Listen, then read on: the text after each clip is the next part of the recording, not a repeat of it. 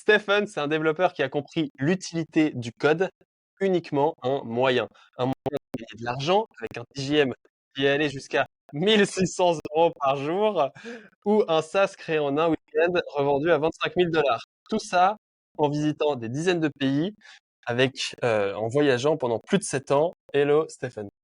Hello Melvin, ça fait un plaisir d'être là. On se fait le retour du coup. Tu es passé sur mon podcast. Exactement. Ça On fait va plaisir de le introduire. faire en présentiel. C'est vrai que c'est très drôle. Tu m'as contacté il y a peut-être 2 mois C'est ça. par mail. Donc, une première personne qui me demande un podcast avec un mail très gentil, et vu que je suis un gars très gentil, j'accepte sans hésiter, même si je t'ai quand même posé 3 questions. Et c'est une super rencontre. Ça fait plaisir d'avoir des Vraiment. gens comme toi qui me contactent. Et puis finalement, on arrive de base à être super éloignés et se retrouver à Bali 2 mois plus tard et passer de journées ensemble Carrément. Je avec un peu regardais ça de tout près, mais bon, apparemment, ça y est, notre vie, elle est divulguée. je vais pas dire où. Au Non, moins, on va pas dire où. ouais, justement, on peut pas te retrouver pendant Non, le mois non, prochain. c'est ça. Exactement. Et du coup, on a fait ce podcast, on s'est bien entendu. J'ai su qu'il était à Bali. Je lui ai dit déjà qu'on se voit. Et puis après, j'ai dit que c'était sympa de te réinviter parce que au moins les gens pourront déjà suivre ton podcast. Que je mettrai dans la description, qui est pour l'instant que sur YouTube, mais après ce podcast, il l'aura publié sur Apple Podcast. Exactement. Et ensuite, on pourra faire ça. Bref, aujourd'hui, Stephen, c'est une personne qui a pas mal d'expérience, contrairement aux autres invités et moi-même, parce qu'il est un peu plus âgé et il a pu avoir vraiment le parcours complet que tu pourrais avoir, c'est-à-dire en ayant fait, on va parler de freelance, de comment il a appris à coder, des SaaS qu'il a pu faire, des micro SaaS qu'il a pu faire, de la création de contenu, pourquoi il s'est intéressé à la création de son podcast et finalement d'expatriation digital nomade, qui est un sujet sympa vu que voyager autant que lui, c'est quand même assez compliqué et tu as une vision très différente de tout ça, donc c'est intéressant. Mais la première étape, ce sera de parler de cette aventure de code et comment il a pu transformer son code en cash. Ça te Carrément. va? Trop bien. OK. Donc, on peut quand même, parce que même moi je sais pas comment tu as appris à coder rapidement, parce que c'est vrai que Bah, même moi, je sais pas comment j'ai appris à coder. Non, en fait, le code, c'était vraiment quand j'ai fait une licence pro admin réseau, parce qu'à un moment donné, tu as le choix entre partir sur du système ou du code. Moi, en tout cas, quand j'ai fait mes études, tu avais ces 2 choix-là et franchement, le code, je détestais parce qu'à l'époque, quand tu enseignais le code, ce que c'était en gros, tu passais 2 semaines ou 3 semaines à faire une calculatrice en C, que des trucs horribles comme ça et je me suis dit: «Mais franchement, si dans ma vie, je dois passer un mois de mon temps à faire des trucs qui existent déjà, que je prends sur une étagère et qui fonctionnent, je vois vraiment pas l'intérêt de ce truc». Donc j'ai pris l'autre voie et fun fact, en fait, le premier taf que j'ai obtenu après ma licence pro, bah, c'était pas du tout un taf, système, c'était un taf de code. Parce qu'en fait, j'ai intégré une boîte qui, installait des serveurs dans les entreprises et tout ça. Sauf que, je suis très démerde, très curieux de plein de choses et tout. Quand le boss, il a vu ça, il a dit: «Ah moi j'ai un super projet en tête. J'ai, ça commence mal. j'ai» non, c'était vraiment bien. C'est vraiment bien. Il m'a dit: «J'ai mes parents qui commencent à être âgés et je te dis ça, c'était il y a du coup presque 15-16 ans, tu vois? Un truc comme ça et il me disait: «Mes parents, ils sont âgés et les appeler au téléphone, c'est pas assez.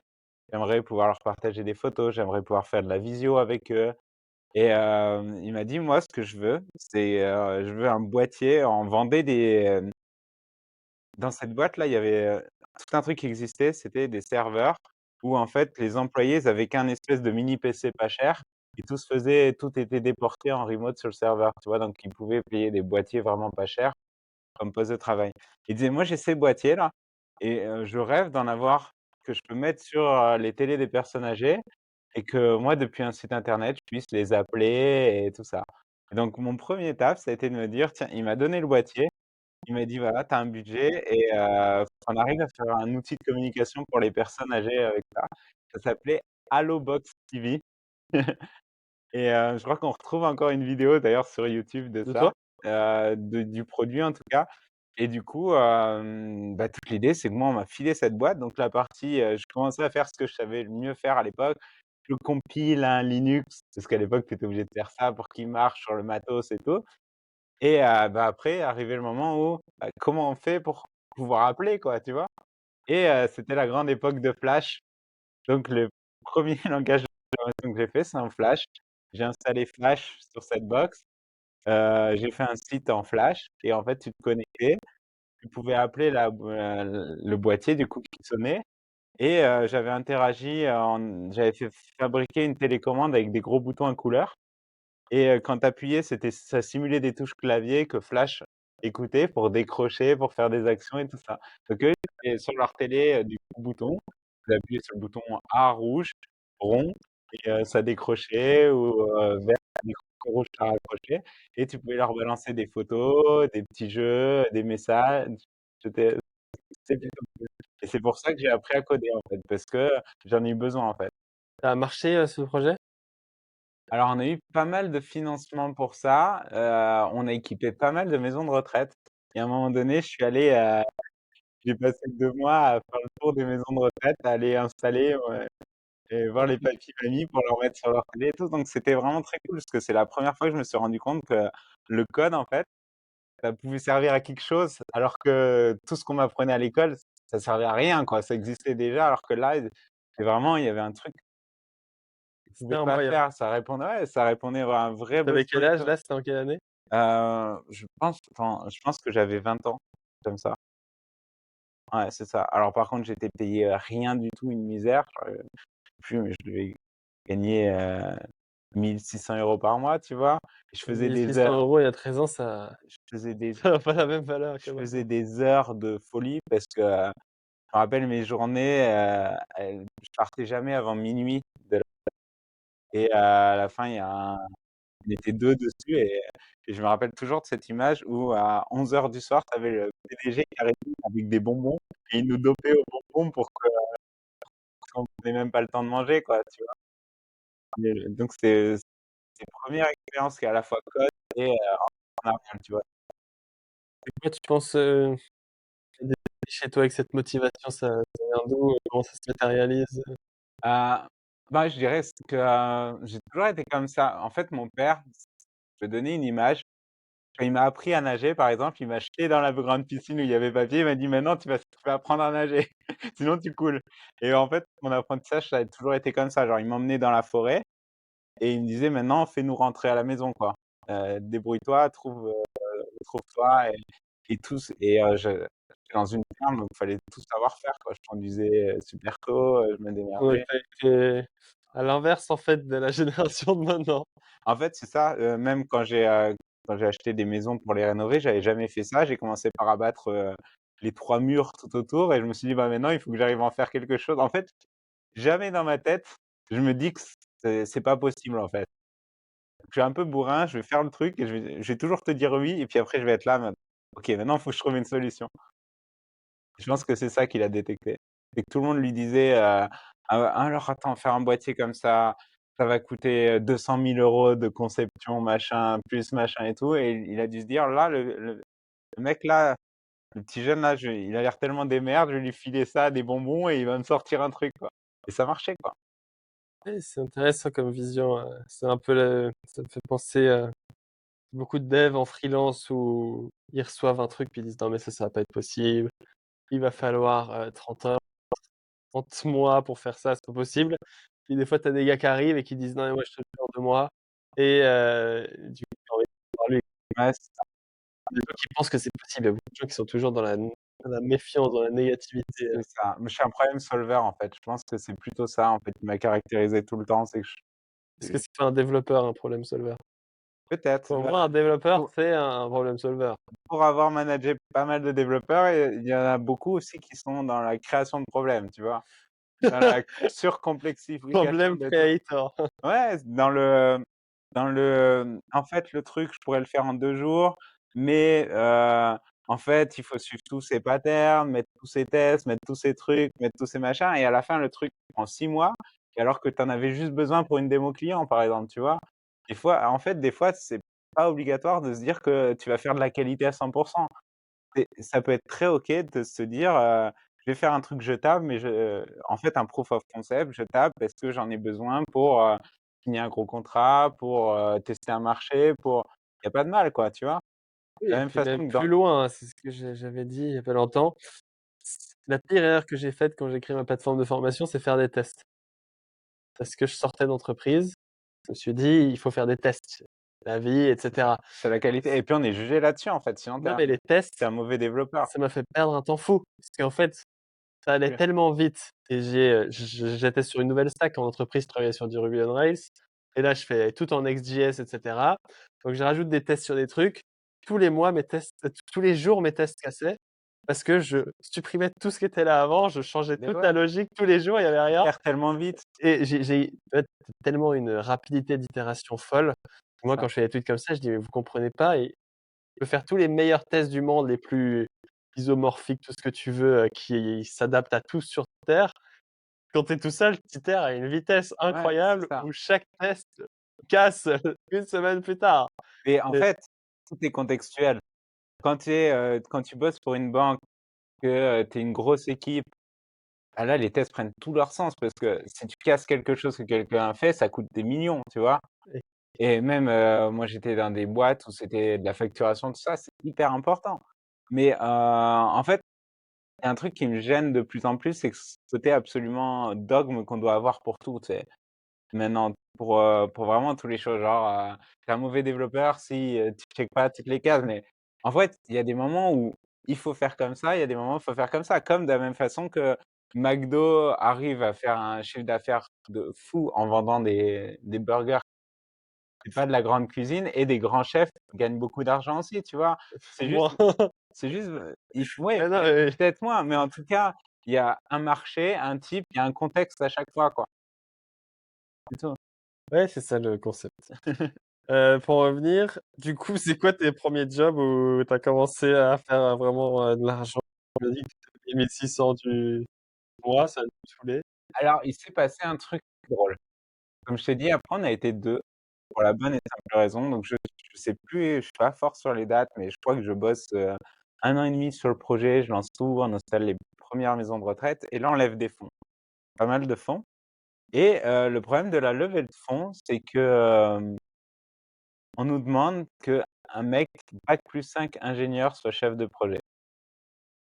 Pour que les mecs signent, en fait. Parce que dedans, il y avait des institutionnels, parce qu'on marchait avec les maisons de retraite et tout et c'était les références de: «Il nous faut un ingénieur», moi, j'avais un bac+3. Donc en fait, ça m'a saoulé et j'ai repris mes études.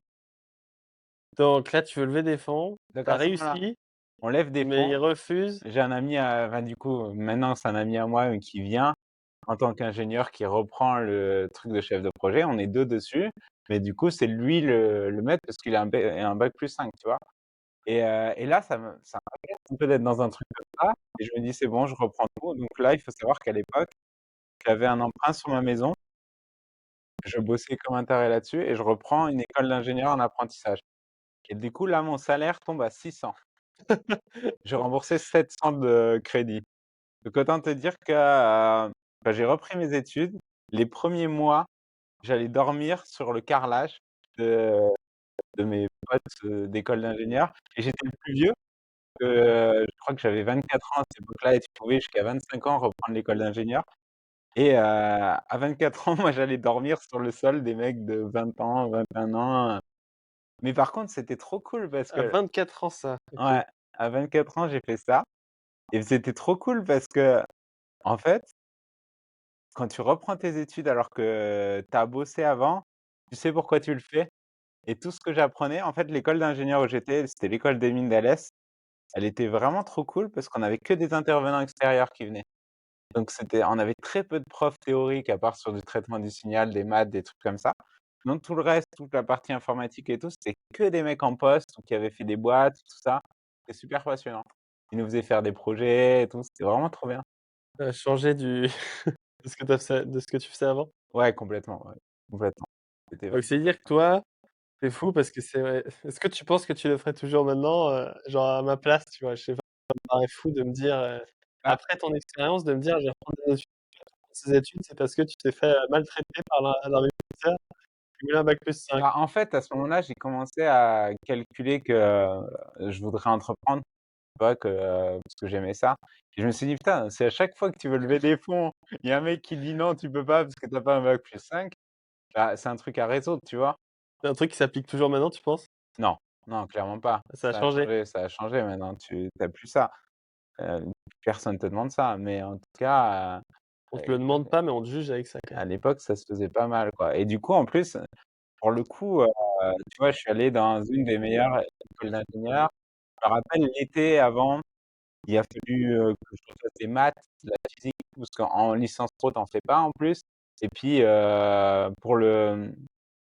pour rentrer, tu sais, tu as un test en école d'ingénieur, donc faut être bon dans ces matières-là et donc j'avais pas fait de maths, de physique et tout pendant 3 ans, moi. J'arrive là, fallait reprendre tous les trucs, je me suis rendu compte qu'on oubliait vraiment tout. Ça t'a pas dégoûté justement? Non, je savais pourquoi je le faisais. En fait, Mmh. dans la vie, j'ai réalisé que quand j'y arrive pas, c'est que je sais pas pourquoi je le fais, je suis pas animé. Là, j'avais une vraie raison, tu vois? Ouais, je suis d'accord, c'est vrai que c'est une bonne explication, des choses, De toute façon, tu fais pas des sacrifices comme ça. Comme je te disais, du coup, j'avais plus du tout d'argent. Je perdais 100 € tous les mois en remboursant mon crédit. Je dormais, sur, le sol. Franchement, c'était compliqué. J'avais aussi mes travaux que je finissais, enfin, mais par contre, je savais pourquoi je le faisais et du coup, ça t'amène à j'ai fini ma major de promo après alors que j'ai repris mes études et tout ça, tu vois? Juste parce que, bah, en fait, c'est ton pourquoi.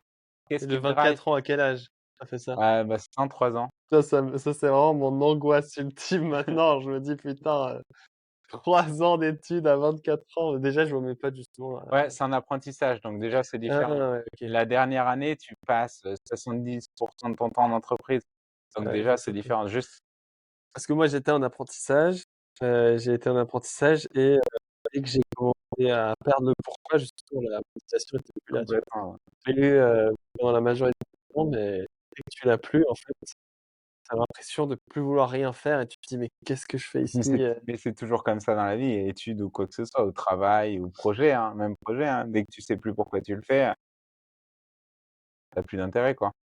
Ouais, c'est vrai que tu perds vite la motivation, ouais, mais quand tu l'as, c'est vrai que tu as envie, moi, j'ai vraiment fait les choses radicales. J'étais, le meilleur élève de tous à devenir, le mec qui s'en foutait de tout, quoi. J'ai Mais fait, complètement, mais c'est là où tu c'est vois la soit vraie l'un, vie. soit l'autre, Tu sais, j'ai remarqué que les gens, soit ils arrivent à être, disciplinés, dans le sens où suivre un mouvement et ne pas trop se poser de questions. Il y a beaucoup de gens qui vont avec le flow. Donc souvent, c'est des gens qui vont être, moyens mais toujours stables, tu vois?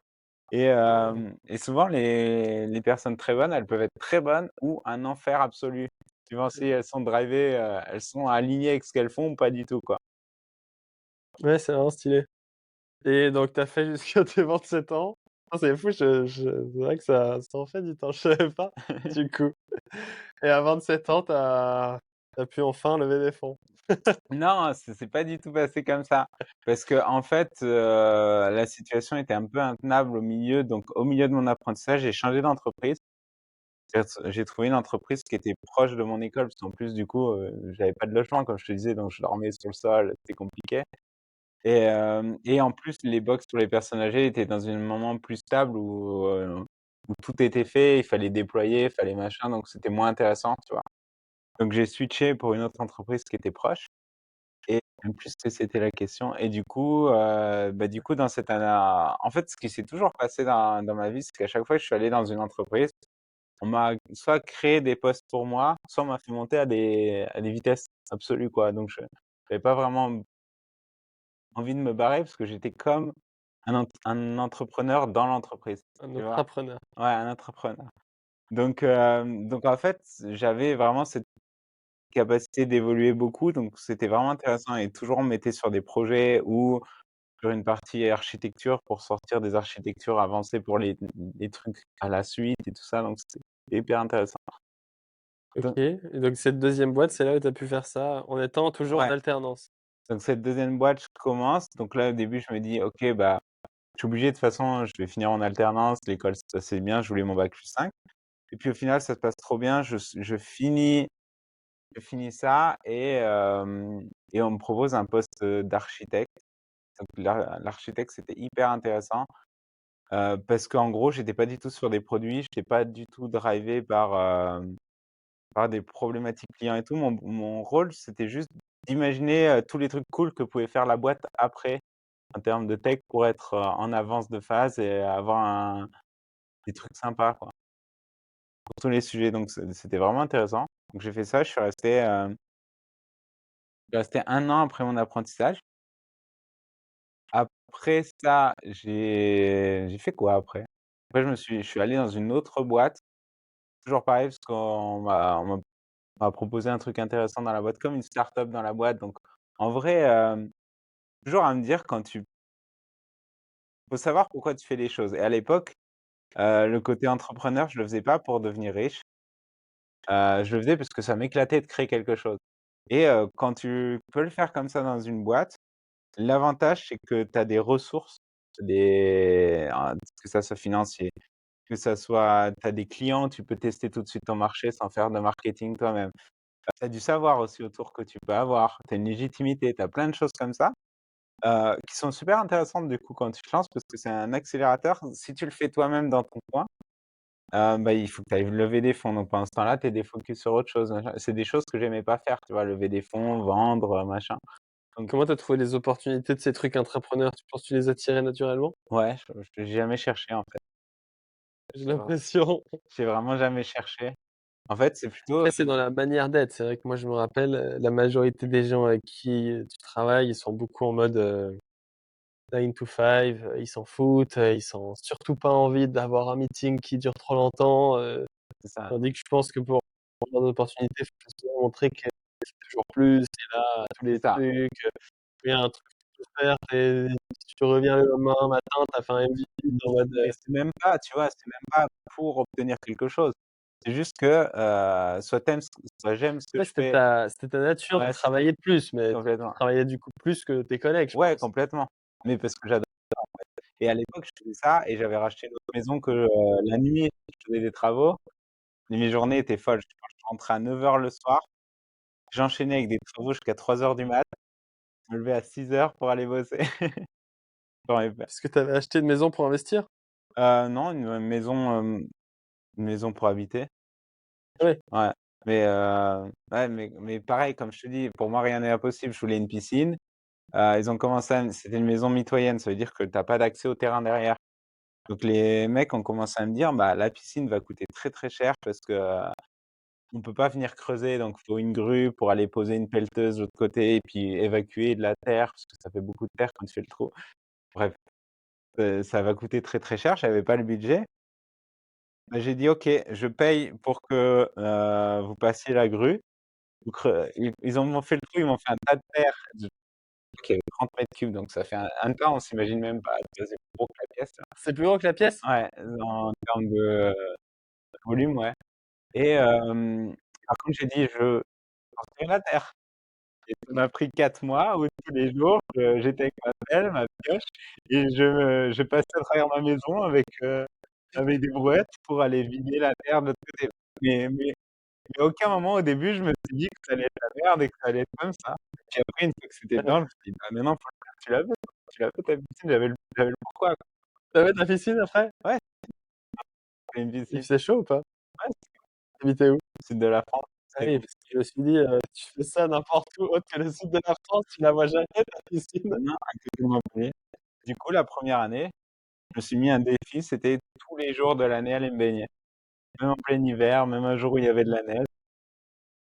Bah ouais, mais en fait, quand tu es passé par là, tu vois, tu la savoures, donc tu fais des défis C'est pour vrai que tu devais t'habituer. bien kiffer. Elle était plus grande que ma piscine là? Ouais, ouais, Ah, j'imagine pas la taille de la terre, ouais. Ça c'est va être fou, puis en plus tu dois creuser beaucoup plus en fait, quand tu pour, creuses, en plus, quand tu sors la terre, elle fait 1,5 fois le volume, parce oui, qu'elle est parce qu'elle est tassée. là-dessus. Ouais. D'accord. Ouais, c'est Ça te fou met l'état cette, d'esprit que j'avais à ce moment-là. J'ai toujours beaucoup d'énergie, mais donc je l'ai appliqué dans tous les trucs. et putain, tu me tues de rire, c'est incroyable. Je sais pas, c'est vrai que tu as tellement de détermination, ça me met mal à l'aise. Je me dis: vraiment branleur, tu vois? Non, en fait, je pense que c'est plutôt l'insouciance de ce côté de se dire, «Optimiste, ça va être sympa», tu vois? À aucun moment je me dis que ça va mal se passer ou qu'il va y avoir un problème. Ça t'a pas rendu dingue de faire ta terre là? Mais après je savais pourquoi je le faisais, je l'ai fait et du coup je suis pas allé faire de sport pendant 3 mois, Ouais, maintenant ça va, tu compenses avec autre chose. donc là, tu as 28-29 ans? Ouais et là, il se passe un truc marrant, c'est que j'arrive au sommet ce qui se passe quand tu gravis les échelons et qu'on te propose d'être manager, De donc dev? d'architecte. Je voulais pas être manager de dev, en fait, je voyais bien l'embrouille. Quand tu es, j'avais fait un peu de Scrum Master aussi et quand tu fais ça, le problème c'est que tu arrives qu'à faire de la gestion. Tu gères tes projets, tu gères tes plannings, tu gères tes coûts. En fait, ça et tu gères les problèmes humains et c'est pas vraiment ce qui m'intéressait le plus. Mais par contre, ils m'ont tweaké, ils ont réussi à me faire changer d'avis en me disant: «Alors tu sais quoi? On va regrouper tous les architectes de toutes les équipes», parce que dans cette boîte, il y avait, 7 équipes de dev. Dans chacune des équipes de dev, il y avait un architecte. Ils m'ont dit parce qu'ils voulaient pas que je m'en aille, donc ils me sont dit: «Il faut continuer à le faire évoluer, quoi», tu vois? Ils m'ont dit: «Bah, tu vas être architecte, tu vas être, le manager des architectes». Pour moi, c'était plus cool parce qu'il y avait moins le côté, planning client direct, tu vois? Donc déjà, c'était en train de sauter. Donc les gars, ils ont créé un rôle pour toi, tu Mais ça m'est redescends arrivé ça m'est et arrivé après tout le temps, ils existent pas. ça m'est arrivé tout le temps. Mais Et donc là, tu te dis: «Ah, je vais manager les gens qui réfléchissent au projet, donc comment je vais réfléchir au projet». ça, voilà, c'était Mais sympa. pourquoi? Parce que tu un dev d'exception, de renom, Non, je pense que c'était dans le mindset, tu l'as dit. J'estime pas être un super dev, c'est juste que tout est possible. Donc en fait, réfléchis, quand tu es un boss, que tu demandes des trucs à tes équipes, et tout le monde te dit non, sauf un mec qui dit oui et qui, quand c'est la merde, quand les gens en dessous de lui, ne peuvent pas le faire, tu vois le mec, il reste la nuit et il se débrouille pour le faire. En fait, je peux être c'est là où j'ai compris que je serais jamais un bon manager. Je peux être hyper détestable. C'est-à-dire que je vois je vois qu'au-dessus, il y a des besoins. Je vois que, ces besoins sont drivés par des vrais trucs. Parce que des fois, les commerciaux, ils ont juste des besoins imaginaires qu'ils s'inventent. Mais quand c'est vraiment drivé, genre le client, on le perd s'il n'a pas ça ou quoi, en fait, c'est simple. Je dis: «Il faut le faire le truc, c'est important, quoi». Et quand en dessous, les mecs te disent: «Ah non, mais ça va prendre 2 semaines et tout» et toi, tu sais que tu vas t'énerver, t'acharner une nuit, tu vas pas dormir, mais que le truc, le lendemain matin, il va être fait et tout le monde va être content. Au mieux de partir en négo avec ceux en dessous, OK, tu veux pas le faire plus tard d'une semaine, aller revoir tes boss, te dire: «Bon, on va pas le faire, vous pouvez pas essayer de négocier avec le client pour que ça soit dans une semaine». Là, au bout, tu dis: «OK, laisse tomber, franchement, arrête, tu vois?» Tu commences, tu passes la nuit, le lendemain, le mec en bas est pas content, OK, donc tu es un mauvais manager parce que le mec de ton équipe est pas forcément content. En tout cas, et Oui, sauf si c'est un branleur, il a même pas eu ça à faire, mais sinon tu lui as fait son job. Mais le mec au-dessus, il est hyper content, tu vois? Enfin, après le souvent mec au-dessus qui avance, le client est content et tu avances des trucs comme ça. c'est fou parce que j'ai eu beaucoup moins d'expérience que toi en entreprise, mais quand je me rappelle de ma vision d'entreprise, il y a un truc incroyable, c'est qu'on avait eu on avait un gars à toi, qui bossait plus, qui était là, qui faisait les trucs, qui était plus en mode: «Oui, on peut le faire» et tous les autres lui crachaient dessus en mode: «Ce mec-là, s'il veut des augmentations, c'est un suceur. Ah» et vraiment directement le mindset de: «Ah, il en fait plus, c'est obligatoirement pour» tu sais, il travaillait des fois le dimanche pour il y avait des bugs sur Slack, un bug qui pop, il était là, il était connecté, il faisait ses trucs. Tout le monde se dit: «Putain, ce gars-là, il veut faire ça pour ça» et vraiment, Alors la diff que je pourrais te dire, c'est que déjà j'étais transparent donc je gagnais quand même 2 fois plus que tout le monde et tout le monde le savait. Je me suis jamais caché de ça et au-delà de ça aussi, je les mettais, tu sais des fois, il faut mettre aussi les gens dans leur caca quoi. Dans le côté les mecs, j'ai fait ça et tu en étais capable, tu vois? Et au final, ce que ça crée, c'est que ça a plus créé aussi des fois le truc positif du mec qui se dit: «Bah, OK, moi je vais le faire, je suis capable de le faire aussi», tu vois? OK. Parce que le lendemain, c'était moi je l'ai fait, OK. Et en fait, toi, si tu avais vraiment voulu, tu es meilleur dev que moi, donc tu aurais pu le faire, tu vois? C'est juste tu t'enlèves enlève-toi les limites. Oui, je l'ai fait et oui, comme tu disais, peut-être qu'il y a pas de test, mais pour ce cas-là, il y en avait pas besoin, tu vois? Peut-être qu'en fait, ce code et bah, il faudra le réécrire après à un moment donné.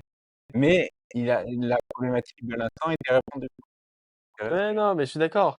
Mais je trouve en entreprise, les gens sont je pense pour montrer, je pense, la mentalité de la majorité des gens, c'est vraiment en mode, je pense que c'est aussi instinctif. La majorité, ils disent: «Ça va aller, quoi, il faut s j'ai pas envie de le faire parce que j'ai pas envie de me donner trop de job», C'est ça, ouais, ouais, c'est ça. les Parce qu'en collaborateurs. fait, par contre, enfin, quand tu as un comportement comme le mien et celui que j'avais, le problème aussi, c'est qu'après, tu récupères beaucoup de jobs, quoi. Que forcément Ah bah beh, oui. forcément, les mecs ne vont plus jamais demander aux autres, quoi. Et dès qu'il y a besoin d'un pompier quelque part ou d'un truc, ça tombe dessus. Donc après, il faut savoir aussi dire non et c'est pour ça que je te dis, il faut savoir vraiment comprendre quand il y a un vrai Mais besoin ou que le mec, il veut juste tout vider, quoi, tu vois? après là, tu avais acquis un certain prestige où tu avais le droit, en guillemets, de réussir à imiter quelqu'un, quoi. Donc si tu leur dis: «Ça sert à rien votre truc, il vous suffit d'aller sur Webflow», et là, ils réfléchissaient, J'ai même si avant il y avait pas en Webflow. fait, j'ai toujours eu ce truc de, je peux me barrer du jour au lendemain, je m'en fous et C'est bien quand tu es employé, c'est un peu comme quand tu as la crypto-monnaie, tu vois? J'ai toujours cette attitude de, je fuck you, je m'en fous. Donc dans tous les sens, si je le fais, c'est vraiment pour, t'aider, c'est parce que je crois que c'est important de le faire. Par contre, si tu me demandes de faire un truc qui sert à rien, je vais pas le faire et si tu es pas content, je m'en vais, quoi, tu vois? c'est incroyable. Et du coup, c'était bien architecte d'architecte, C'était bien jusqu'à j'espère ils t'ont augmenté? ouais, ouais, là, c'était, je crois qu'à cette époque-là, je gagnais 90 000 € par an. Et en France, incroyable. En France, Parce c'était qu'en pas France, mal il y a 10 ans. et Non, il y a 7 ans. peu de temps après, j'ai dû faire ça 7 mois et ce qui m'a fait complètement craquer et tout arrêter, c'est qu'on m'a fait une proposition trop belle à un moment donné. C'est que, ils sont venus, ils m'ont dit: «OK, est-ce que tu veux devenir adjoint du directeur R&D?» Et j'ai fait: «Putain, si on me propose ça, je vais aller passer des entretiens ailleurs, voir ce qu'on me propose» et je me rappelle à Montpellier, j'ai décroché un truc improbable. Heu, une grosse boîte, qui faisait des logiciels pour la pharmaceutique, vraiment une grosse boîte, qui était dans 5 ou 6 pays. Elle cherchait un directeur R&D pour gérer, je sais combien de personnes, vraiment je sais plus. J'y vais parce que j'avais un pote à moi, super bon en management, qui était allé faire un entretien, il s'était fait démonter par le mec. Démonté, il m'a fait: «C'est le pire entretien de ma vie», et parce qu'en fait, la personne qui s'est passé les entretiens était un personnage, genre il était dans la boîte depuis, 20 ans, un peu le mec un peu savant fou, et du coup, j'étais trop intrigué d'aller passer un entretien avec ce mec pour voir à quoi ça ressemblait et je passe un entretien avec ce mec et il m'adore. Je sais pas pourquoi et vu que c'était le mec qui était là depuis super longtemps, en fait, c'était lui qui donnait son aval pour avoir un directeur aidé parce que c'est le mec qui allait être au-dessus de lui, quoi. Pas pourquoi il m'adore, parce que moi, management, je te dis, je suis une bille, j'étais juste allé comme ça et là, on me fait une propo, je crois que le salaire, c'était 170 000 €. 170 000 € avec, des déplacements dans 4 pays pour voir les teams, donc il y en avait en Allemagne, en Angleterre et dans un pays d'Afrique et là, on me fait ça, je reviens avec mon ancienne boîte, je fais: «Je vais pas prendre votre offre», ils veulent s'aligner au salaire, mais ils me disent: «Je peux pas aller à plus de 130 000, ça va être, ça va être beaucoup trop cher, quoi». Moi, le mec est directeur aîné, il dit: «Je gagne pas ça», donc hem et là, du coup, je réalise que c'est pas du tout ce que je veux faire dans ma vie parce qu'en fait, à ce moment-là, j'ai terminé ma maison avec la piscine. Enfin, si, ouais, je suis en couple depuis 10 ans avec quelqu'un, tu vois? J'arrive au moment où on me propose un salaire que j'aurais jamais pensé avoir et du coup, de pouvoir avoir tout ça à portée de main, je me dis: «En fait, c'est pas du tout ce que je veux faire».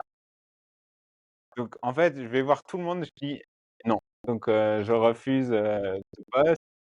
Du coup, eux, ils sont persuadés que ma boîte m'a fait une contre-offre, ma boîte, donc ils veulent encore monter des enchères ou des trucs comme ça. Je refuse tout, je vends la maison Mais pourquoi non? Je Non, lance pas ça! je lance une start-up, tu vois? Pourquoi tu as vendu la maison? Parce que c'est le craquage complet, tu sais, en fait, quand tu arrives et que, tu coches les cases que tu pensais cocher jusqu'à 30 ans, tu vois? Et que tu te rends compte que c'est pas ce que tu voulais Ouais, et ben, en fait, tu as qu'un choix, c'est de redire, «Je repars de zéro, je reconstruis autre chose». putain, tu as fait une belle plus-value avec ta piscine, Ça allait, mais pas, en fait, pas, ça allait franchement, mais c'était pas il y a vraiment des meilleurs investissements immobiliers à faire, sans se prendre autant la tête, hein. Par rapport à tout le temps que j'y ai passé, si j'avais compté mes heures, parce que quand tu le fais pour toi, genre j'avais mis des puits de lumière partout, des trucs, improbables, tu vois? Ah, j'aurais trop voulu voir cette maison, cette piscine, qui était tant méritée. Ah ouais, donc là, tu passes de salarié, manager, CTO à freelance. Ah non, ah putain, je suis con. Ah, start-up, À ouais, start-upper. start-up. Donc, négocier une rupture conventionnelle, c'est cool, ça Ils c'est cool, acceptent. c'est le chômage. Ils acceptent parce que je négocie ça en leur, faisant un dernier projet pour eux. Un OK. dernier, il y avait un gros dernier truc dans le pipe, je fais: «OK, je reste un mois de plus, je fais ça, mais après, vous acceptez la rupture conventionnelle». Donc ils acceptent et du coup, tu vas avoir 2 mois de chômage en France et quand tu lances ta boîte, tu peux prendre ton chômage et l'utiliser direct pour avoir des fonds et tout pour ta boîte en France. OK. Tu peux convertir, tu dis: «OK, je droit à 2 ans de chômage» et puis ils te donnent l'équivalent d'1 an en argent d'un coup et pour que tu lances ta boîte. Je Mmh. sais pas si ça existe encore, mais ça existait. Toi, tu avais aussi des économies un petit peu avec, Ouais, ouais, carrément. Puis on a levé des fonds sur cette start-up. et du coup, c'est quoi cette startup, ça va te dire? Cette start-up, ouais, carrément, en fait, dans la dernière boîte où j'étais, ah oui, parce que j'ai toujours eu des side projects et des trucs comme ça aussi et à un moment donné, tous les jours, pour aller à mon boulot, il y avait un endroit où je me disais: «Là, il faudrait faire un rond-point», parce que ça bouchait tout le temps, c'était l'enfer et je me dis: «Il y a pas un mec qui a fait un endroit où tu peux aller, faire une boîte à idées pour te dire, il y a 1000 mecs qui demandent de faire un rond-point à un moment donné à un endroit, c'est que ça doit être utile, quoi». Donc je cherche et je me rends compte qu'à côté de chez moi, à Montpellier, il y a des mecs qui se sont lancés, qui ont fait une start-up boîte à idées. Je me dis: «Trop bien», je les contacte, on va se prendre un café, tu vois? Je leur dis: «Moi, je vous code, gratuitement, des trucs, je vous aide, c'est un truc que je voulais faire, si vous le lancez, au moins je m'en servirai, quoi». Donc je les aide, ils lèvent des fonds pour ça aussi et au bout de 2 ans, je trouve que leur idée, elle foire. Peu de temps avant que je parte, ce mec, je le vois, intégrer une des filiales dans la boîte où j'étais. Il avait pas reparlé depuis, je fais: «Qu'est-ce que tu fous là? Tu une start-up et tout». Il m'explique qu'il a été placé là par un ancien investisseur et tout, super job et du coup, on continue à parler et tout. Quand je me barre, il me dit: «Moi, j'ai une super idée, je pense qu'il y a un truc à craquer pour, les devoirs des étudiants». On réfléchit ensemble et on se dit: «Ils ont des devoirs à la maison à faire, les profs ont des livres avec des exercices corrigés pour les devoirs». On se dit: «OK, il y a un truc à faire, on achète tous les livres corrigés des profs avec tous les corrigés des devoirs et on commence à faire, merci et on commence à tester, c'était en juin, je crois et on avait ce truc de se dire: «Putain» ou en mai, un truc de se dire: «OK, là, on veut tester notre idée, il faut qu'on la teste maintenant». Quand on se dit C'est la rentrée, c'est ça? bah, en juin, après, on se dit: «Il y aura les vacances, on va avoir personne». Donc ce qu'on se dit, c'est que quel est le meilleur moyen de parler à plein de gens, de tester notre marché? Et à l'époque, c'est l'explosion des chatbots sur Messenger. Donc à l'époque, c'était le truc à la mode, quoi, un peu comme l'IA maintenant, tout le monde voulait faire des chatbots, il y a tout le monde dessus, c'était des leviers de croissance de folie et on commence à même pas coder, on se dit: «On n'a pas le temps». À la main, on était 3 à la main, on était là avec les bouquins. On faisait genre qu'on était un bot. Les les étudiants arrivaient, prenaient une photo de leur exercice, ils nous l'envoyaient, ils disaient: «Aide-moi à faire ce devoir» et nous, on prenait une photo de la correction qu'il y avait dans le manuel des profs et on leur envoyait. Ah, vous aviez ah ouais, Et on putain, avait attends, toutes non, OK. les corrections, Vous ouais. aviez les corrections et tout, il y Ouais, en a pas tant que ça. Il y en a il y en a beaucoup. pas tant que ça en France parce que toute C'est la grande normalisé. voilà, OK, ouais. normalisé. Donc OK. tu en as une dizaine, Vous pouvez quinzaine. acheter les corrections sur Ouais, Amazon, quoi. ouais, voilà, c'est ça. Et donc toi, tu avais le manuel Ah, on d'écran, tu était étais là, on prenait en photo, on envoyait, chacun prenait une des matières. On avait fait maths, physique, je crois, au et début. pour le mec qui te demande: «J'ai besoin d'aide», tu lui envoies la réponse. C'est ça, ouais. Mais c'était question de marché, quoi. Est-ce qu'il y a beaucoup d'étudiants qui cherchent? Et le truc explose, on passe tout notre temps à faire ça, genre, mais je sais plus combien d'heures par jour, tellement que, on craque et on se dit: «Il faut coder un truc». Donc je pars, je code un truc, hem, Donc là, c'est la je prends start-up. l'été, ouais, donc là, c'est la start-up. Donc là, je prends l'été pour coder un truc. Donc en 2 mois, je code un robot, un bot qui est capable de répondre. En septembre, octobre, ça Comment reprend. tu as scrappé les livres? Je me souviens plus du tout. Je crois que j'avais pris en photo Je crois que j'avais pris en photo tous les trucs, toutes les pages et tous les exercices séparément. J'avais fait prendre en photo à de mes potes, ouais, on s'était tous répartis, on avait tous scanné et j'avais mis, les numéros et quand ils m'envoyaient les photos, à l'époque, il y avait déjà des petits trucs d'IA qui te permettaient de faire de l'OCR Ouais. et j'allais lire et c'était exercice machin et je leur demandais juste de me dire la page. Puis comme ça, ils me disaient page 12 et ils m'envoyaient l'exercice et le fichier était nommé page 12 exercice et du coup, Parfait. je balançais ça et je balançais la réponse. Et on a commencé à ouvrir petit, parce qu'il fallait le temps qu'on scanne tout, tu vois? Et il arrive le mois de décembre, et là, on arrive à mettre en place une boucle de viralité. En gros, tu avais je sais plus exactement, ça commence à dater, mais tu avais des crédits, tu vois? Et tu obtenais, tu vois, quand ah oui, voilà, c'est ça y est, je me rappelle. On a switché sur ça et on s'est rendu compte que les gens, ils voulaient plus d'aide. Et il y a et vu qu'ils pensaient qu'on aidait nous-mêmes, on avait des étudiants qui ont commencé à nous dire: «Moi, j'aimerais aider des gens». Donc le bot s'est transformé en un bot de mise en relation. Donc en fait, le bot arrivait, tu disais: «J'ai un problème en maths» et on avait ton level et on avait ton profil Facebook pour voir ta personnalité et tout ça et on te faisait matcher avec un étudiant qui pouvait t'aider. Et ce qu'on n'avait pas du tout impacté là-dedans, c'est qu'on allait avoir plus d'étudiants qui voulaient aider que d'étudiants qui allaient demander de l'aide. Alors qu'on pensait que ça serait complètement le contraire. C'était une Ouais. marketplace et en fait, le poids était complètement du côté de ça et on a compris qu'en fait, c'était tous les gens, tous les élèves qui étaient mal aimés à l'école, qui n'avaient pas beaucoup d'interaction sociale parce que quand tu réfléchis, tu as toujours les mecs qui sont super forts mais qui ont pas beaucoup d'amis du coup. Qui là, d'un moment, ça cassait ça et si tu veux, d'un coup, ils pouvaient parler à 15-20 personnes et les mecs étaient super sympas avec eux: «Waouh, tu m'as trop aidé» et tout ça et ça leur faisait leur lien social et en fait, à partir du moment où on craque ça, on met une boucle de viralité pour pouvoir inviter, genre pour pouvoir matcher avec les gens, pour inviter 3 personnes et tout ça et en une semaine, on monte à plus d'1 million d'utilisateurs. Tous mes serveurs crashent. Mais vraiment, tous les serveurs crash. Là, je me rappelle à cette époque-là, je suis sur Amazon, je scale, j'augmente, mais vu que c'était quand même de la mise en relation pour parser les profils et tout, ça coûtait quand même pas mal et tout. Je scale, j'augmente mes serveurs. À chaque fois que j'augmente, ça crache, tout tombe et on commence à cramer un budget en serveur, impressionnant quand même à l'époque et du coup, mais vraiment en une semaine, le truc tombe. Il tombe à plus de 1,5 million d'utilisateurs. Et là, je mets 3 jours à réussir à le faire partir, jusqu'à comprendre que en fait, j'avais une requête SQL qui bloquait parce que j'avais une table où j'avais, 1 000 000 d'enregistrements presque ou je sais plus parce que c'était exponentiel après. Ouais, c'est Et en fait, vu que plus rien ne démarrait, j'arrivais même pas à comprendre où ça bloquait, tu vois? Donc moi, j'étais là pendant 3 jours horrible. non-stop, le truc redémarrait pas et j'avais beau mettre 100 serveurs, tu vois? Ça bloquait direct parce que Node.js, donc du coup, bloquant, la requête, elle arrive, elle te bloque le CPU bloquant, donc plus rien ne répond, quoi, sur Ouais, celui-là c'est ça. et vu que tout le monde faisait Il cette fallait requête un serveur par, utilisateur. voilà, c'est ça. Donc en fait et vraiment mal et pendant ce temps-là, mon pote, il voit les chiffres monter et il se dit: «Bon, faut qu'on parte en levée de fonds, quoi».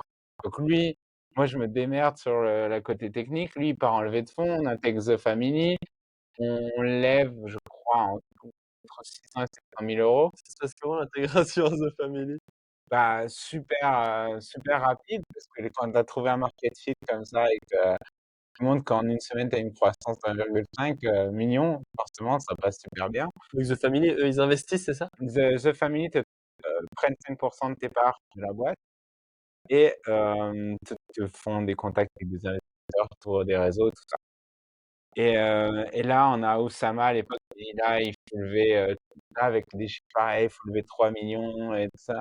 Et nous, on était en mode: «Non, on veut pas trop se diluer, on ne connaît pas la monétisation qu'on va faire derrière», tu vois?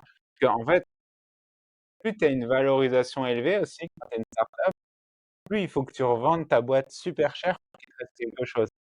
Oui, Parce que, si tu as une valorisation à 10 millions, si la boîte se revend pas 10 millions, toi, tu rien, quoi. Parce qu'en gros, tu rembourses en si ils ont investi pour 3 millions et que tu revends 3, les investisseurs reprennent leurs billes et toi, tu as revendu, tu as rien du tout, quoi. Donc conscient de ça, dès le début, on se dit: «OK, on sait pas comment on va monétiser cette boîte», tu vois? On sait pas à quelle valo elle va avoir, et à ce moment-là, du coup, on se dit: Nous, avec 700 000, on a assez». C'était pas le On ne voulait pas embaucher plein de développeurs, là, on s'est dit: «Ce qu'il faut craquer, c'est comment on monétise». et du coup? Du coup, on n'a jamais trouvé comment monétiser. Je m'y attendais parce qu'avant je me dis: «Comment ils vont monétiser ces pauvres étudiants?» On croit en termes d'utilisateurs, on en a plein. On a un love de nos utilisateurs qui est fou. Heu, à chaque fois que je me loupe sur la technique et qu'on a un crash ou un truc comme ça, on se rend compte que, c'est comme une drogue, quoi. Pour eux, tous les soirs, ils venaient se connecter et il fallait qu'il y ait quelqu'un qui les aide à faire leurs devoirs, tu vois? Et en plus, on avait un personnage, ça s'appelait Peter, la boîte, parce que c'était Peter Pan, tu sais, je veux pas grandir, et on avait un petit personnage 3D trop canon, et donc on avait une énorme love, mais on savait vraiment pas comment monétiser. Et moi, je quitte cette boîte au moment où mes associés décident de partir sur, à faire des lens Instagram, rien à voir. Ils sont partis sur le fait que, on avait un socle d'utilisateurs qui était de plus en plus, non, Snapchat, des lens Snapchat. OK. Et nos utilisateurs étaient de plus en plus sur Snapchat. On voyait, Messenger baisser, tu vois, en termes de, il y avait de plus en plus de choses où Facebook te limitait sur les choses. Faire payer, ça paraissait de plus en plus dur et tout. Ils font un switch sur les lens. Moi, je les regarde, je fais: «Franchement, ça m'intéresse pas de bosser pour mettre des têtes de chiens sur des gens», tu vois? Donc je me Ah oui, des lens, OK, Ouais, je c'est ça, savais tu pas ce que c'était. ouais, excuse-moi. Oui, je me Ouais, rappelle, c'est les filtres. les filtres, ouais, et je dis: «Ça m'intéresse pas», je me barre, quoi. Là, tu pars avec zéro du coup Là, je pars avec zéro. et tu avais investi dedans? J'avais investi dedans, j'y avais passé du temps. C'est toujours ton temps, en fait, le plus important. L'argent, c'est juste un C'est vrai, moyen de gagner du temps, mais tu as et appris beaucoup d'expérience et ouais, bah, en fait, c'est surtout une expérience avec des gros volumes que j'avais jamais eu, parce que j'avais eu beaucoup de clients, institutionnels, des gros clients importants, mais pas des tonnes de clients. Donc là, c'était vraiment les premières fois que j'avais des milliers, des millions et des millions d'enregistrements dans base de données, des trucs un peu plus tech comme ça, plus poussés, donc c'était hyper intéressant pour ça. Vivre de la croissance aussi, c'était hyper stimulé, tu sais? On a loué une villa en Espagne où on allait pendant 3 mois, on s'est enfermé dans une grosse villa avec un squash, avec machin en Espagne. C'est vraiment la vie de start-upper, c'était vraiment trop cool, quoi. c'est vrai que ça devait être marrant. Ouais, ouais, c'était vraiment hyper intéressant à vivre. Toi, comme dans tout depuis le début, c'est tout à fond donc fuck off, je vais pas continuer votre truc, je vais pas C'est essayer de ça, changer la vie des et autres, puis à je ce pars. moment-là, je suis complètement fauché. Ah ouais? Parce que, bah, oui, j'ai mis, on s'est pas payé avec cette start-up. On a Ouais. pris l'argent et on a investi, on a fait de l'Ads, on a payé, le fameux bonhomme en 3D, on a payé des trucs comme ça, des serveurs et tout. On s'est dit: «Tant qu'on gagne pas d'argent, tant qu'on met pas de salaire, quoi». Donc moi, j'ai cramé toutes mes économies là-dedans, et là, je sors, je me dis: «OK, quoi faire, quoi?» Bah, je me dis: «OK, freelance». Je pars, faire un petit peu de freelance. Ça dure, quelques mois, je sais plus comment. Je trouve des contrats, sûrement mon réseau à l'époque, de gens qui me disent: «Ah tiens, si tu veux, tu peux faire ça ou quoi». Je me refais un peu d'argent parce qu'en 2 mois en freelance, quand tu as une grosse capacité de travail, tu peux gagner beaucoup. Je sais plus, je pense que j'arrivais à sortir 30 000 € par mois, 30 000 € par mois, mais j'avais pas de vie à ce moment-là. C'est vraiment, j'avais gardé le rythme donc de c'est-à-dire la que tu avais start-up. plusieurs clients Il y a plusieurs clients, ouais. J'avais et que tu avais un 2 TGM, j'avais 2 clients, je sais plus du tout, mais je crois que les comme ça, c'est que j'avais mis 60 000 € de côté au bout et des 2 comment mois. tu trouves tes clients du coup là, Là, je pense que c'est juste mon ancien réseau, et je repasse 2 coups de téléphone, je dis: «Ah». J'arrête ma start-up, et là les mecs me disent: «Ah moi j'ai un super truc, mes devs ils arrivent pas à le faire», tu vois? «Est-ce que tu veux pas le faire?» en mode, Mmh. et voilà quoi. Putain, c'est fou. Et Donc là, il y a pas de technique pour trouver du freelance? Tu as jamais cherché à trouver du freelance? bah, à faire des en fait, résoudre des problèmes quoi. Non, En fait, être comme je toi, me suis jamais inscrit sur une plateforme de freelance ou quoi que ce soit quoi. on discute avec mon coloc ici qui est freelance et qui réussit pas mal. Il dit que comment il a trouvé la majorité de ses missions, c'est qu'il dit toujours oui. Ouais, Enfin, il dit toujours oui, peu importe à quel point le mec, il arrive et dit: «Je vais faire un ça super compliqué de je sais pas quoi». Tu payes ouais, et c'est bah, il ça. va pas commencer à faire la pleureuse, à dire: «Non, mais peut-être qu'il faudrait un collègue, non, non, mais j'ai besoin de ça, ça va pas» et cetera. Et oui direct et après il va résoudre les problèmes et faire en sorte de rendre le truc possible. L'autre truc aussi, moi, que j'ai appris en freelance super intéressant, c'est de chiffrer toujours énorme au début, de pas du tout chiffrer un jour et de voir de quoi a vraiment besoin la personne en face. Moi, j'avais des gens en face qui avaient besoin un d'un produit que personne n'était capable de faire chez eux et que sinon, s'ils voulaient déléguer ou quoi, ça allait partir dans des complexités énormes et ils voulaient vite. Ils voulaient pas se prendre la tête. Donc ces genres de personnes, pas tout le monde, mais tu les prends et tu leur dis: «OK, c'est cher, c'est ça. Mon budget, c'est ça. Par contre, tu l'auras» et tu lui fais aussi comprendre que tu vas pas être là, que tu vas pas le faire chier. Parce que, il y a aussi un truc, je me suis vraiment rendu compte, les mecs, ils vrillent aussi parce que souvent quand ils travaillent avec des freelances, ils ont une espèce de stress au début où il faut qu'ils pensent à tout. Parce qu'ils savent très bien que s'ils écrivent pas tout ce dont ils ont besoin et qu'ils détaillent pas tout dans l'extrême, dès qu'il va y avoir un truc qui va sortir un peu des cases, le freelance va leur dire: «Non, mais ça, c'était pas dans notre contrat, machin et tout». Parce que la majorité des gens, ils veulent être au moins cher au départ. Ils demandent aux clients d'écrire un maximum pour faire le truc le mieux possible et à la fin, par contre, ils sont pas du tout ouverts au moindre changement. Donc en fait, à la fin, c'est une perdant-perdant parce que tu en fais quand même, tu acceptes des changements pour lesquels tu es pas payé. Le mec en face bloqué dans son besoin et moi j'avais le truc inverse, c'est toujours de prendre des gens qui étaient dans l'urgence. Parce que je me disais: «Peu importe, je sais que le mec de toute façon il va pas me demander des trucs pendant 107 ans parce qu'il en a besoin à telle date». Donc en gros le contrat c'était: «Vas-y, l'enveloppe c'est ça, c'est cher, mais je te fais ton truc, tu l'auras en telle date». Et quand il venait me demander des trucs, je l'aidais un maximum et des fois je lui disais: «OK, je peux te le faire, par contre là, tu vois ta date elle passe plus là, vraiment, je je dors 3 heures par nuit, tu vois, en ce moment, ça passe plus, quoi. Donc t'inquiète, ça change rien au contrat. Par contre, tu acceptes soit tu en as vraiment besoin, soit tu en as pas besoin et on le met pas et tu l'as en temps et en heure, quoi. Soit tu en as vraiment besoin et on recule d'une semaine, soit tu l'as et je jouais toujours là-dessus. Là, je jouais pas sur le côté: «Ça va te coûter plus cher», je jouais toujours sur: «Mec, tu m'as dit depuis le début, le plus important pour toi, c'est ta deadline. Là, ta deadline, c'est ça. Donc soit on enlève, soit machin» et du coup, en fait, il faut toujours être aligné. Ouais, c'est bien et puis même, en vrai, c'est intéressant de vouloir disrupter le modèle freelance standard, à te dire: «Pourquoi est-ce qu'on doit payer un TGM?» et je pense que c'est pas moi qui raconte ça, mais c'est un podcast où il disait: «Ça a aucun sens de payer au TGM, vu qu'en fait tu payes le gars, plus il est lent, plus tu le payes cher». C'était Donc pas en fait, aligné. plus tu vas bouffer au McDo, pendant que tu travailles ou plus tu vas travailler à la plage à Bali Ouais, et c'est ça. puis être totalement défocus, plus tu vas être efficace.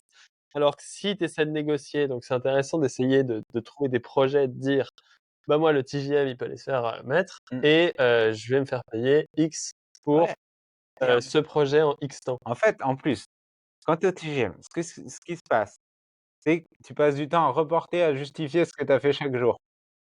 C'est du temps que tu passes pas à avancer le projet du client.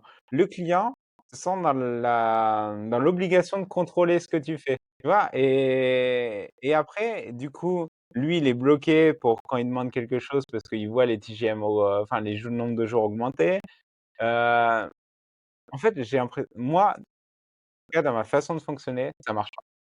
Genre en fait, déjà j'ai horreur de ça, de rendre des comptes, j'ai horreur de ça, de mesurer le temps que je passe. C'est comme je te dis, je pense tu viens me voir, tu me dis: «Il me faut ça à telle date». Dans ma tête, je me dis: «Je vais y arriver». Mais par contre, si est-ce que tu as déjà fait cet exercice de te dire: Si tu te fais pas ça, tu commences à dire: «OK, alors pour faire ça, je vais avoir besoin de ça, je vais avoir besoin de ça, je vais avoir besoin de ça» et tu commences à écrire de tous les trucs que tu auras besoin et le temps que tu vas passer en face et tu te rends compte que ça va prendre toujours 6 mois, 1 an. Alors que si tu dis: «Il faut ça», souvent, ça prend beaucoup moins de lignes. Enfin, un devis, plus tu essayes de mettre de plus tu vas dans le détail, plus ça prend du temps. C'est pareil, si tu demandes un devis travaux à un mec pour réparer ta salle de bain, il va te dire: «Ça fait 2 000 balles». Si tu lui demandes, qu'il te détaille tout, il va te dire: «Alors, le carrelage, Ouais. 700 €, le machin» et à la fin, ton devis, il va être de 7 000 balles, 8 000 balles. Tu sais que quand tu me fais penser à ça, j'ai eu une expérience de payer un freelance, au mois et ça m'a aussi, saoulé parce que je me dis: «Putain, à la fin du mois, tu es payé pour ce mois». Tu peux pas juste me dire, que tu as fait des choses, abstraites, quoi. Ouais, Je t'ai payé pour ce mois. Si je te paye 5 000 € ou X pour avoir ce résultat ici, je sais que le but c'est d'avoir ce résultat, donc tu vas bosser jusqu'à que j'ai ce résultat. Et tu te dis: «Si tu payes au mois, moi j'ai envie d'avoir du résultat tous les mois». C'est ça ouais, un peu le mindset, c'est c'est ça, ouais. chaque mois, j'attends quelque chose, Alors sinon pour moi ce mois a été servi, c'est enfin, ça, c'est pas du présentéisme et en plus, quand tu es pas en taux journalier, moi, plein de fois, j'ai livré avant et tout le monde est trop content. et oui, c'est ça. Et oui, bah Et oui. le mec, il est là, il te fait: «Mais tu devais me le sortir dans une semaine et tout, bah, regarde, c'est fini» et là, les mecs te disent: «Ah mais parce que moi, j'avais déjà pris 2 semaines de rab parce que la majorité des gens, à chaque fois, c'est en retard», tu vois? Et à la fin, tout le monde est content. Par contre, ça va peut-être marcher que sur, 10 à 15 des clients. Les autres vont vouloir rentrer dans les cases et moi, c'est pas grave, je m'en fous, j'en ai pas besoin de cela, tu Oui. vois? Ouais, c'est clair qu'une entreprise il y a beaucoup de freelance qui sont des salariés, hein. Ouais, Il y a beaucoup complètement. de freelance, c'est, aide-moi à rajouter une feature sur un truc qui est déjà énorme. Puis après il reprend. Moi, j'ai plein de gens que je connais qui sont freelance qui travaillent à l'année, pour le même client Ouais, et voilà, c'est ça, c'est du salariat détourné où tu es c'est un du peu plus salariat où libre, tu as ouais, tu peux voilà, arrêter le contrat sans c'est avoir ça. besoin de et puis l'employeur aussi, par Ouais, exemple, c'est hein. ça et puis il y a C'est souvent plus moins de taxes, l'employeur qui a un puis il y a avantage. beaucoup moins de taxes aussi, hein. Tout ça, c'est si tu es en auto-entreprise, tu payes 20 alors que sinon, entre L'employeur l'employeur et ton truc, tu es à plutôt 50-60 en France, donc ça oui change la donne, quoi. et puis l'employeur est moins stressé potentiellement, c'est peut-être plus facile parce que c'est vrai que quand tu penses en France pour trouver un emploi, en tant que dev, tu t'engages sur un truc comme C'est tous ça. les métiers, tandis qu'un freelance, bon, bah, demain, il arrête de faire son truc. Bon, toi, c'est différent, ils te payent à tout upfront ou avant, sur la Eh bah, moitié-moitié? écoute, en fait, je crois que c'est encore mon état d'esprit de m'en foutre. Je faisais tout payer à la fin. Ah! OK, Parce qu'en alors fait, ça, c'est je ne conseille pas cette pratique parce que non, j'ai quand même pas mal d'histoires de potes qui se sont fait niquer avec ça. mais comme je te dis, en fait, c'est toujours, je suis jamais allé chercher des projets, en fait. C'est toujours des mecs qui étaient de toute façon tellement dans le besoin que je Oui, sentais qu'ils allaient me payer parce qu'ils avaient besoin de ça et c'était des boîtes reconnues. Mais encore une fois, je conseille pas du tout, mais j'ai pas eu besoin de trouver beaucoup de clients.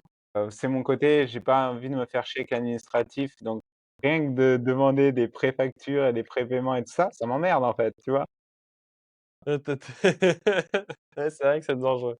Mais Mais après, encore tu une avais fois, besoin de cash, j'avais rapidement. besoin de cash et encore dans l'état d'esprit de comment je fais pour que ça soit le moins painful pour le mec en face. Il va payer cher, mais tout le reste est super agréable pour lui. Oui, Donc et à la et fin, il le a pas de fait de devoir demander un prépaiement, après tu en arrives en mettant: «OK, mais du coup, qu'est-ce que j'ai comme garantie en face?» et en fait, ça n'a pas beaucoup l'air de grand chose, mais quand tu pars en mode, comme ça, un peu à l'enveloppe, un peu, à la manière, gagnant-gagnant, dès que tu veux mettre une case comme, «Ah, je vais te demander un prépaiement», déjà, tu arrives dans un truc contractuel et déjà tu casses ça, mine de rien, tu vois? Déjà tu casses ça parce que tu es obligé d'expliquer qu'il va y avoir en face de ce 1er paiement, tu vois? ouais, non, bah, ouais, tu peux dire, ou sinon tu fais un contrat comme quoi tu rembourses l'intégralité du paiement si, tu pas, Ouais, c'est ça, donné mais le il truc. ça Et fait du coup, ouais, ça fait des papiers, ça fait des débats, c'est ça. mis à part si tu l'as processisé et que tu as déjà tout qui est prêt en mode, moi je Non, fonctionne comme ça.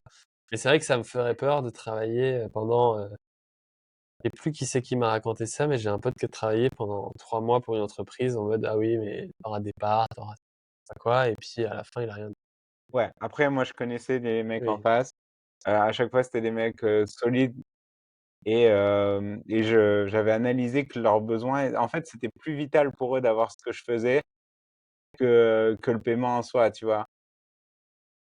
Genre Ouais. ça, se mettre à un endroit hyper vital où ça a une valeur de folie pour la boîte. Donc là, tu fais du freelance pendant 2 ans, 3 ans? Non, je fais pas du freelance pendant 2 ans. Je fais ça 2 mois, je renfloue mes caisses et là, j'ai un ami que j'avais, voulu embaucher sur ma start-up. Il lève tr 1 000 000 pour faire un produit qui s'appelle Pixelme. C'est comme un Bitly, un raccourcisseur, d'URL, mais orienté Amazon Seller Ah oui, et il me dit, «On cherche, un premier employé en tant que dev». Il y avait que le CTO à l'époque, qui était un des 3 fondeurs et il voulait un premier dev et je leur dis: «Bah, feu, on y va quoi». On part là-dessus. Parce que c'était plus pour moi, c'était comme une aventure entrepreneuriale. Je connaissais les mecs, j'étais le premier employé, il y avait plein de trucs à faire sympas, plutôt cool. Le salaire était OK, je crois que j'avais négocié, 100 000 € par an. C'était cool, avec plein d'avantages, genre, les cowork étaient payés, parce que j'étais déjà en remote à ce moment-là. ah, tu étais déjà en remote? Ouais, j'étais déjà en remote, les cowork étaient payés, il y avait très peu de réunions, de trucs comme ça, parce qu'on était que 2 sur la partie tech. Donc heu, OK. donc je pars dans cette aventure qui dure 2 ans, mais en parallèle, j'ai toujours fait des side projects que j'ai revendus, plein de petits SaaS, des boîtes, des machins. Mais en tout cas, je pars dans cette aventure et au bout de 2 ans, enfin, l'équipe grossit, je crois qu'on était 10 personnes à la fin, et ils crament beaucoup d'argent dans l'équipe et tout ça et on prend un switch à un moment donné qui coûte cher à la boîte. On se dit qu'on va faire, comment c'était? On analysait en fait, le coût de revient de ton trafic, tu vois? En mettant des au-delà de ça, on était capable de dire combien ça te coûtait et on faisait de l'attribution, si tu veux. Et ça nous avait coûté cher en dev, parce qu'on avait recruté pas mal de devs pour le faire et cher en serveur parce que, tous les liens, ça faisait énormément de connexions.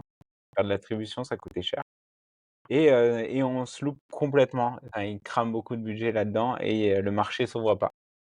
Et donc là, ils commencent à licencier, tout le monde et on se retrouve à 4 comme au départ et hem et moi, en fait, si tu veux, ils voulaient pas trop me dégager parce qu'ils disaient: «En fait, il a toujours été là Steph, il f comme un cofondateur, quoi». Et là, je vois leur hésitation, je sais pas trop où ils veulent aller et je leur dis: «Mais moi, il y a pas de souci, on s'en va. En plus, je coûtais cher si vous pensez», tu vois?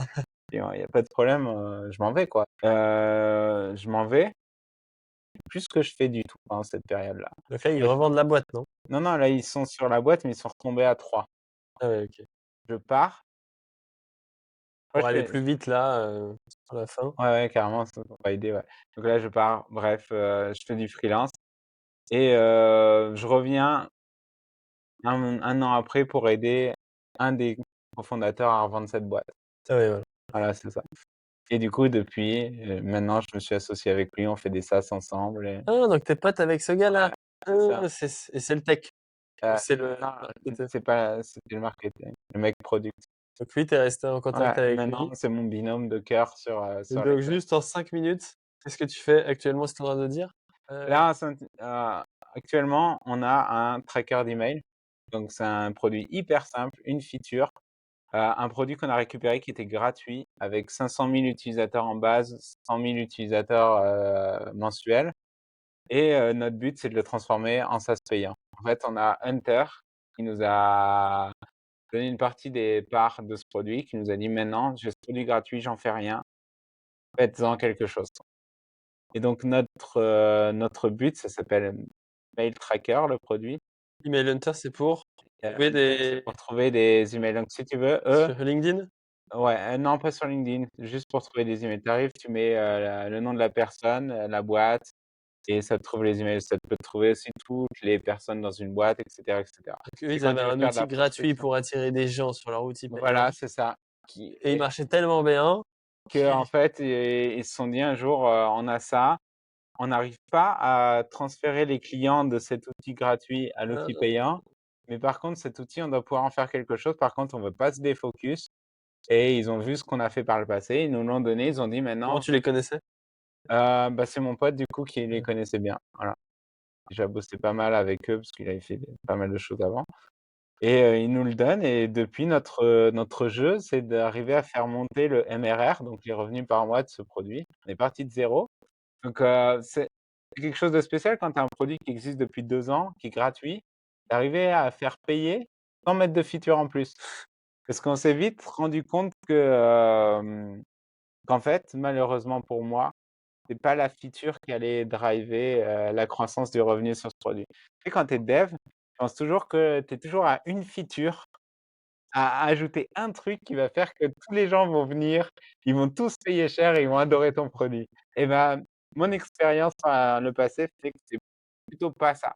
C'est plutôt, faut vraiment que tu aies un produit qui fasse un truc parfait, que la core feature, elle soit bien et que tu arrives après comme un autiste à essayer d'améliorer chaque petit point, chaque point de conversion, chaque pricing, tous les trucs qu'on déteste faire en tant que dev parce que tu passes ton temps à faire des pricing tables, à changer la couleur d'un bouton, à faire des trucs comme ça. Mais en fait, par rapport à toutes les autres features que tu peux faire, c'est ça qui Donc marche tu as le mieux. essayé? Tu as fait plein de On features a pour fait plein de l'app, features, on a fait, de l'envoi d'emails par séquence, on a fait, un truc pour rechercher, des prospects tout seul tes emails, on a fait, du tracking de documents, on a fait plein de trucs, tu vois? On a pris les concurrents, on a dit: «Et s'ils ont ça, s'ils ont ça, s'ils ont ça», on a tout codé. J'ai codé comme un taré, j'ai passé tout mon temps. et finalement Impact sur le MRR 0, insatisfaction client énorme parce qu'à chaque fois tu fais une feature et tu la pousses pas jusqu'au bout et ton produit n'est pas parfait pour ça. Et puis en plus, il venait pour un tracker d'email, il voit un truc sur le côté. C'est comme si tu vas dans une super boulangerie qui est spécialisée pour les croissants. Si elle fait que les croissants, tu y vas, les croissants sont géniaux, tu adores cette boulangerie. Et puis un coup, le mec, il se dit: «Tiens, je vais faire du pain». C'est en fait, le mec, il est nul à faire du pain. Et tu prends du pain et tu le trouves pas bon. Tu as une image de ta boulangerie qui a qui baissé. est nulle, alors qu'avant, tu adorais y aller, tu vois? Et bah, c'est un peu pareil. Si tu as une core produit qui est géniale, bah, reste là-dessus, quoi, si tu Et veux. du coup, c'est quoi le changement qui vous a fait gagner de l'argent que tu m'as qui m'a Le plus gros changement, c'est qu'on a doublé. le prix? Le prix, on a triplé même presque le prix parce qu'on était à 9 € par mois, on est passé à 24 OK. et hem et ça n'a absolument rien changé sur notre churn, sur notre, Qu'est-ce que nombre tu fais quand tu en fais d'utilisateurs. ça? Ça, c'est un truc très français où chaque fois que j'écoutais des podcasts de indie hackers, à l'époque, un podcast qui s'appelle Indie Maker par un Français OK. et puis ils parlent toujours avec les développeurs et puis souvent les développeurs quand ils augmentent le prix, ce qu'ils font en France, c'est un mindset un peu français, ils vont envoyer un mail à toute leur base en mode: «Vous êtes mes chouchous, je vous aime, vous gardez l'ancien prix, mais pour les nouveaux, ce sera ce prix-là et puis je vous laisse toutes les mêmes features, rien change pour vous» et cetera. On a changé le prix pour tout le monde. Et tu leur envoies un mail en mode On a utilisé, l'inflation, le 1er janvier, changement d'année et on a envoyé un mail en disant: «OK, nos prix serveurs augmentent. Vous avez dû voir que le produit est mieux, il marche mieux pour XXX raisons». On a listé tout ce on a donné des coupons, «Ah oui, voilà, mais ça se compte que si ça se j'essayais de me compte désabonner, à ce moment-là, est-ce que tu avais codé un truc en mode: à ce moment-là, ce qu'on a fait, c'est qu'on a enlevé la possibilité de se désabonner et ça a envoyé sur un formulaire Typeform où on demandait toutes les raisons et on contactait personnellement chaque personne qui voulait s'en et tu aller eu pour combien?» comprendre. Pas beaucoup, ça 30, Ah 40, ouais. rien du tout sur le chiffre. Aujourd'hui, je crois qu'on a 3000 utilisateurs payants, je crois Ah ouais, donc tu les as et contactés, tu leur as dit: «Bon, bah, TKT, c'est et en plus, c'était aussi une occasion de vouloir faire un call avec eux pour leur parler, pour savoir, OK, de quoi tu aurais besoin, pourquoi tu es pas en accord avec ce prix et du coup de comprendre. Au final, ils ont compris. ah mais non, sinon ils ont eu le coupon, quoi. Non, les gens, en tout cas, ont compris l'augmentation de prix. Ah ouais, Je OK, voulais dire, oui. ouais. On a toujours peur de faire ça et après, il se passe toujours un truc dans ta tête qui dit: «OK, on a mis 3, mais est-ce qu'à 5 ça serait passé?» Tu vois? Et c'est encore des questions qu'on se pose C'est le et danger, ouais. c'est encore, ça fera partie de phase d'A/B testing Où où là, tu vas prendre 100 ou là, tu voilà, vas on va prendre voir 100 emails, c'est leur ça, monter le prix, même si exact c'est pas faire, mais exactement. c'est les pauvres 100 personnes. Par contre, en parallèle, il faut toujours que tu aies un produit irréprochable. Pour ta core feature, faut que ça marche trop bien, faut que, les gens ils adorent ton Toi, produit. ils sont assez stuck avec ton produit ou pas? Parce que tu vois, moi, je pense à mon outil d'email. Il m'énerve cet outil d'email, je suis pas fan, mais c'est tellement de travail de le changer que ça me saoule. Bah, nous, ils pourraient changer assez facilement, à part qu'ils perdraient l'historique des anciens emails. C'est juste que je pense qu'on s'intègre super bien dans Gmail. On a un produit qui est joli, qui marche bien. Une extension? Ouais, c'est une extension Oui. et qui te demande pas ta connexion à Gmail aussi, donc ça, c'est important. Bah, je veux dire, on demande aucun droit, donc on peut pas lire tes mails, Oui, donc ça, c'est aussi important. On est, parce que les concurrents, ils demandent ils sont un peu plus poussés sur certains trucs pour faire la séquence d'emails, tout ça et tout. Mais d'un autre côté, du coup, tu leur donnes des droits, donc eux, pour savoir comment ça marche oui, derrière, ils ils peuvent voient tout toute ta boîte pomper, ouais. mail, ils peuvent tout faire, quoi. Nous, on accède à rien, donc ça aussi, c'est un truc. OK et du Donc coup toujours ta core feature, tu l'as fait bien, les gens sont contents, c'était leur besoin initial et du coup, ça continue à on a de la croissance, on continue à monter comme ça. et pour passer de sujet, heu, micro-SaaS, comment surfer sur les trends? Quels trends, tu as récemment surfé, que tu m'as raconté ça? OK, les derniers en date, c'était l'IA. C'est vrai que depuis, c'était en février Oui, de l'année dernière. Depuis, j'ai pas eu beaucoup de temps de se focaliser sur d'autres points. Mais en fait, c'était l'IA quand j'ai vu, l'IA pas mal monter, j'ai vu que, ça partait en valorisation sur des gens qui faisaient rien, sur des boîtes qui faisaient rien. Pendant 2 semaines, mon challenge, ça a été ce week-end, ça a été, qu'est-ce que je peux faire là comme produit aujourd'hui, un micro SaaS que je peux revendre? Et l'idée, ça a été de se dire: «OK, 2 gros marchés, marché des Amazon sellers que je connaissais via Pixelme». ah oui, Donc j'avais une petite base client aussi. Heu, Comment je peux mixer l'IA avec ça? Donc qu'est-ce que font les Amazon sellers avec l'IA? Donc tu commences à rechercher, même à demander à ChatGPT: «Qu'est-ce que fait un Amazon seller avec l'IA?» Tu listes, à ce moment-là, je me suis dit: «C'est hyper facile de faire des choses», suffit d'aller scraper les fiches produits, les machins. On a fait un produit, avec ton pote toujours? non, non, avec ma femme ce coup-ci. Ah oui, Elle a fait tout, tous les prompts qu'il y a pour ChatGPT et moi j'ai fait, le scrapping et envoyé les infos et tout. On a codé ça et revendu. En tout cas, on a commencé et on l'a revendu en 5 jours, celui-là. Voilà, non, c'est-à-dire que là, tu commences. Bon, tu as l'idée, ouais, tu as fait le code, tu as fait le truc, ouais, en combien de temps? Combien de temps c'était prêt? une journée. Une journée, c'était prêt, là, tu Ouais, fais quoi avec ton produit? bah, là, tu trouves des premiers clients. Comment? Bah, je te dis, j'avais un fichier client, tu envoies des mails, tu Tu avais un fichier client de où? bah, de Pixelme. Ah, tu as pris le fichier client J'ai lui? pas besoin d'en avoir beaucoup, j'ai pris juste ma boîte mail de l'époque des clients avec qui j'avais parlé, tu vois? Tu as pas besoin Ah, mais oui, d'envoyer, tu avais des clients, tu as pas fait de lancement product hunt et tout ça? non, non, carrément Ah pas. oui. Ouais, parce que là, tu Tu pourrais as te pas le dire temps, ça te défocus sur ce genre de truc. non, mais ça permet de monter la valo en mode, imagine-toi, tu Complètement, es mais tu es top 1 product hunt, tu ouais, as de la preuve sociale, tu es en mode: complètement. «Regardez, Mais à la limite, quand tu as quand même tellement de FOMO de la part des mecs comme ça qui veulent se lancer, ils veulent avoir un truc en IA, des fois ça leur brûle les doigts, quoi, donc ils veulent un produit là-dedans. Et donc, après, là, on l'a mis sur Acquire ah ouais». et on l'a mis en vente Tu as et mis 25 000 de base ou tu as mis, on a mis moins et puis on a eu plein de demandes. On avait mis à 15 000, on a eu plein de demandes, on a fait monter un peu les enchères. J'ai eu des calls il existe sympas. toujours le site? En fait, ils l'ont racheté pour s'en servir, d'un produit marketing pour appeler des gens, enfin pour attirer Il des gens. existe toujours le domaine? Là, non, maintenant, c'est bon, ils l'ont coulé. C'était sellers.com Tu et avais sellers.com? ouais, mais avec 2 S, mais un S et un dollar à la fin. Sellers.com? Ouais.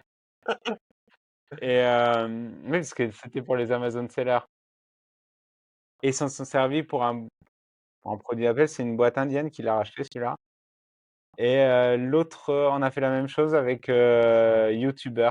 C'était un produit pareil pour les youtubeurs. Youtubeur avec des dollars. Non, juste YouTuber, mais le nom de domaine, Youtubers.com? .io je crois. Je crois que c'était ça, je sais plus, j'ai un gros doute sur celui-là Et là, c'était pour les titres et les miniatures et et les descriptions? exactement, ouais, ça scrapait ta vidéo YouTube et ça te faisait tout. Ah oui, avec les sous-titres. Ouais et celui-là par contre, ils en ont rien fait. Ils l'ont racheté, ils ont coulé le truc, une semaine après, je sais pas pourquoi, Donc tellement là, ils t'ont cher. donné 25 000 $. Ah, le deuxième, j'ai pas le droit de le dire. Le premier, 25 000 $, les Indiens, les Américains, j'ai pas le droit de le dire. J'ai envoyé un truc à Ils t'ont envoyé distance. un contrat comme quoi tu avais pas le droit de dire? Ouais, il y a un NDA que j'ai pas le droit de dire. J'ai pas Juste le droit de pendant dire combien de temps? qui a acheté. Je sais pas d'ailleurs, c'est une C'est bonne quoi des question. NDA? Il y a des limites, non? Ouais, je pense qu'il y a des limites, ouais. Pas du tout. C'est pour ça qu'on peut t'interdire de dire avis.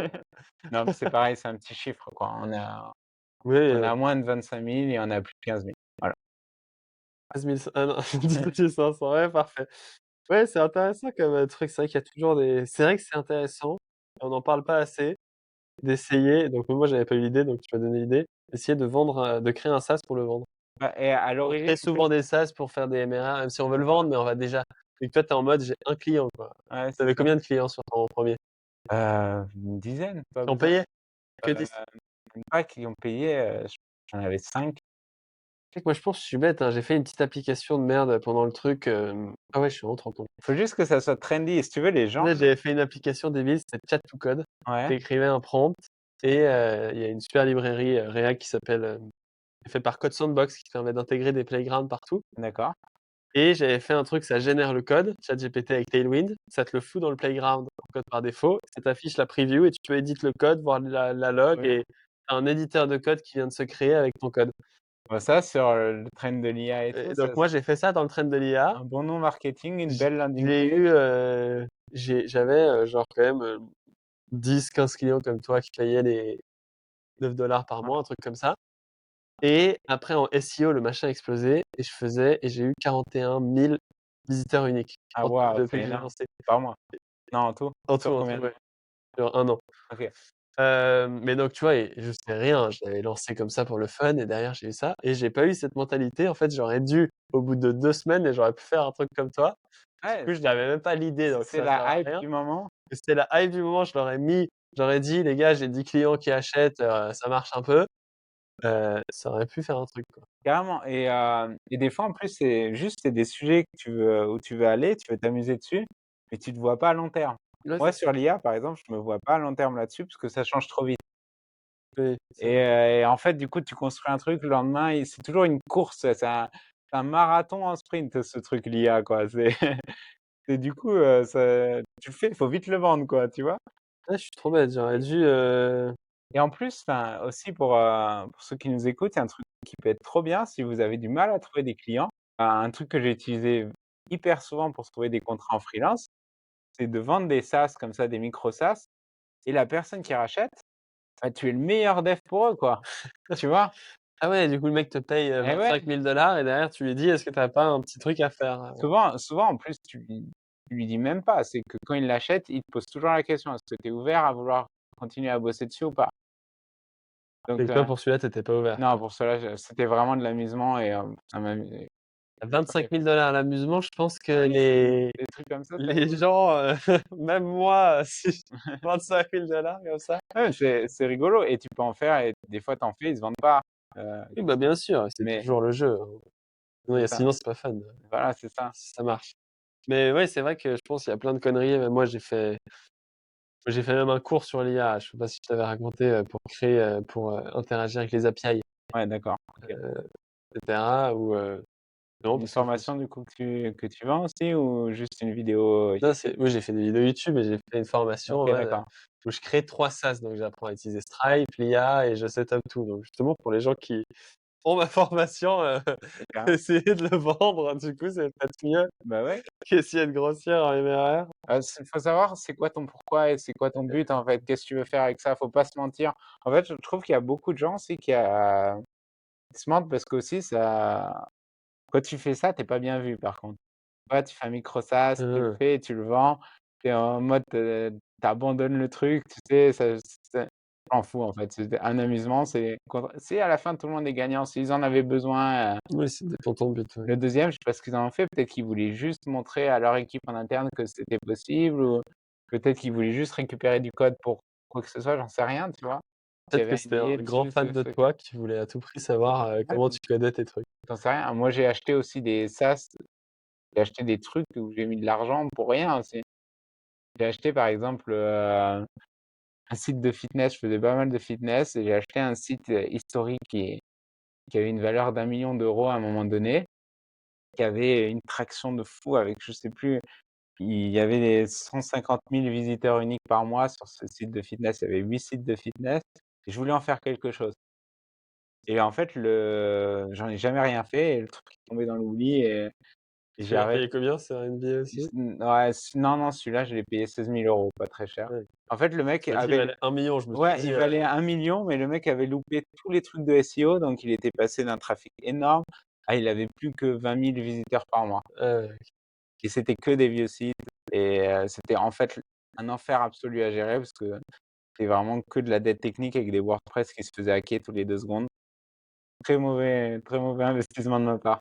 Petit sujet, avant la fin, création de contenu, podcast, tu m'as invité dans ton podcast, tu pas forcément visible sur Twitter, tu pas de contenu plus que ça sur Twitter, sur YouTube, sur LinkedIn Ouais, et là tu fais un podcast, tu crées ta petite chaîne YouTube, tu fais des miniatures, qui laissent tes yeux en mode YOLO, comme tu as dit, «J'ai la flemme». Tu as dû les faire en c'est pas le but en fait, tu tu vois? dû les faire en 3 minutes donc voilà, il y a pas et pourtant, bah, je sais pas d'où vient ton trafic de podcast mais avoir, entre 600 et 1 500 vues sur les 4 épisodes que tu as lancés. Ouais.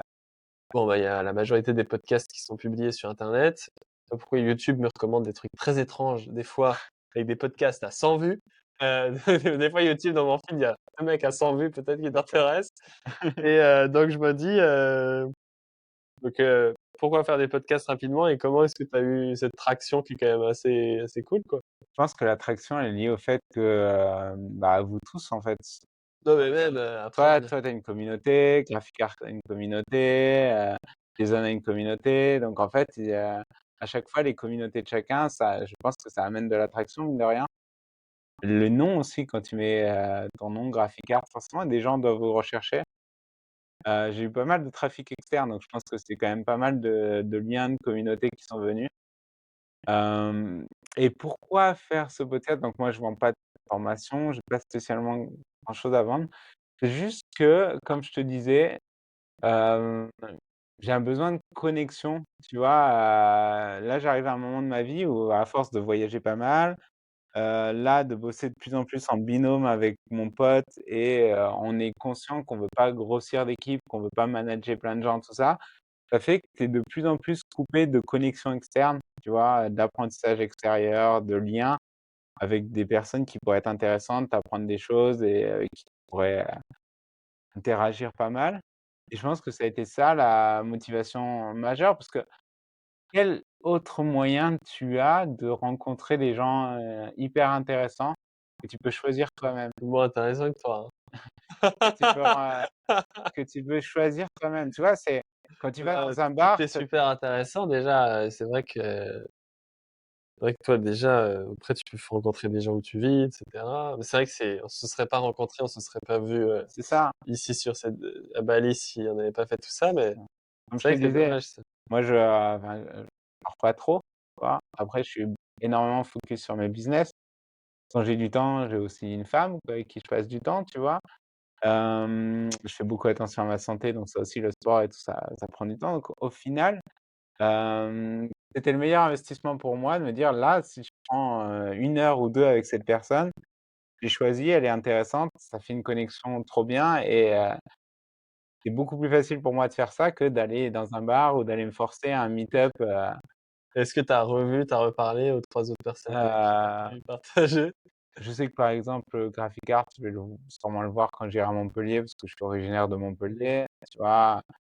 Donc, après c'est comme tout, je pense que écrire, tu nous ça c'est un hasard là parce que je suis à Bali. Ah, tu allé chez moi surtout.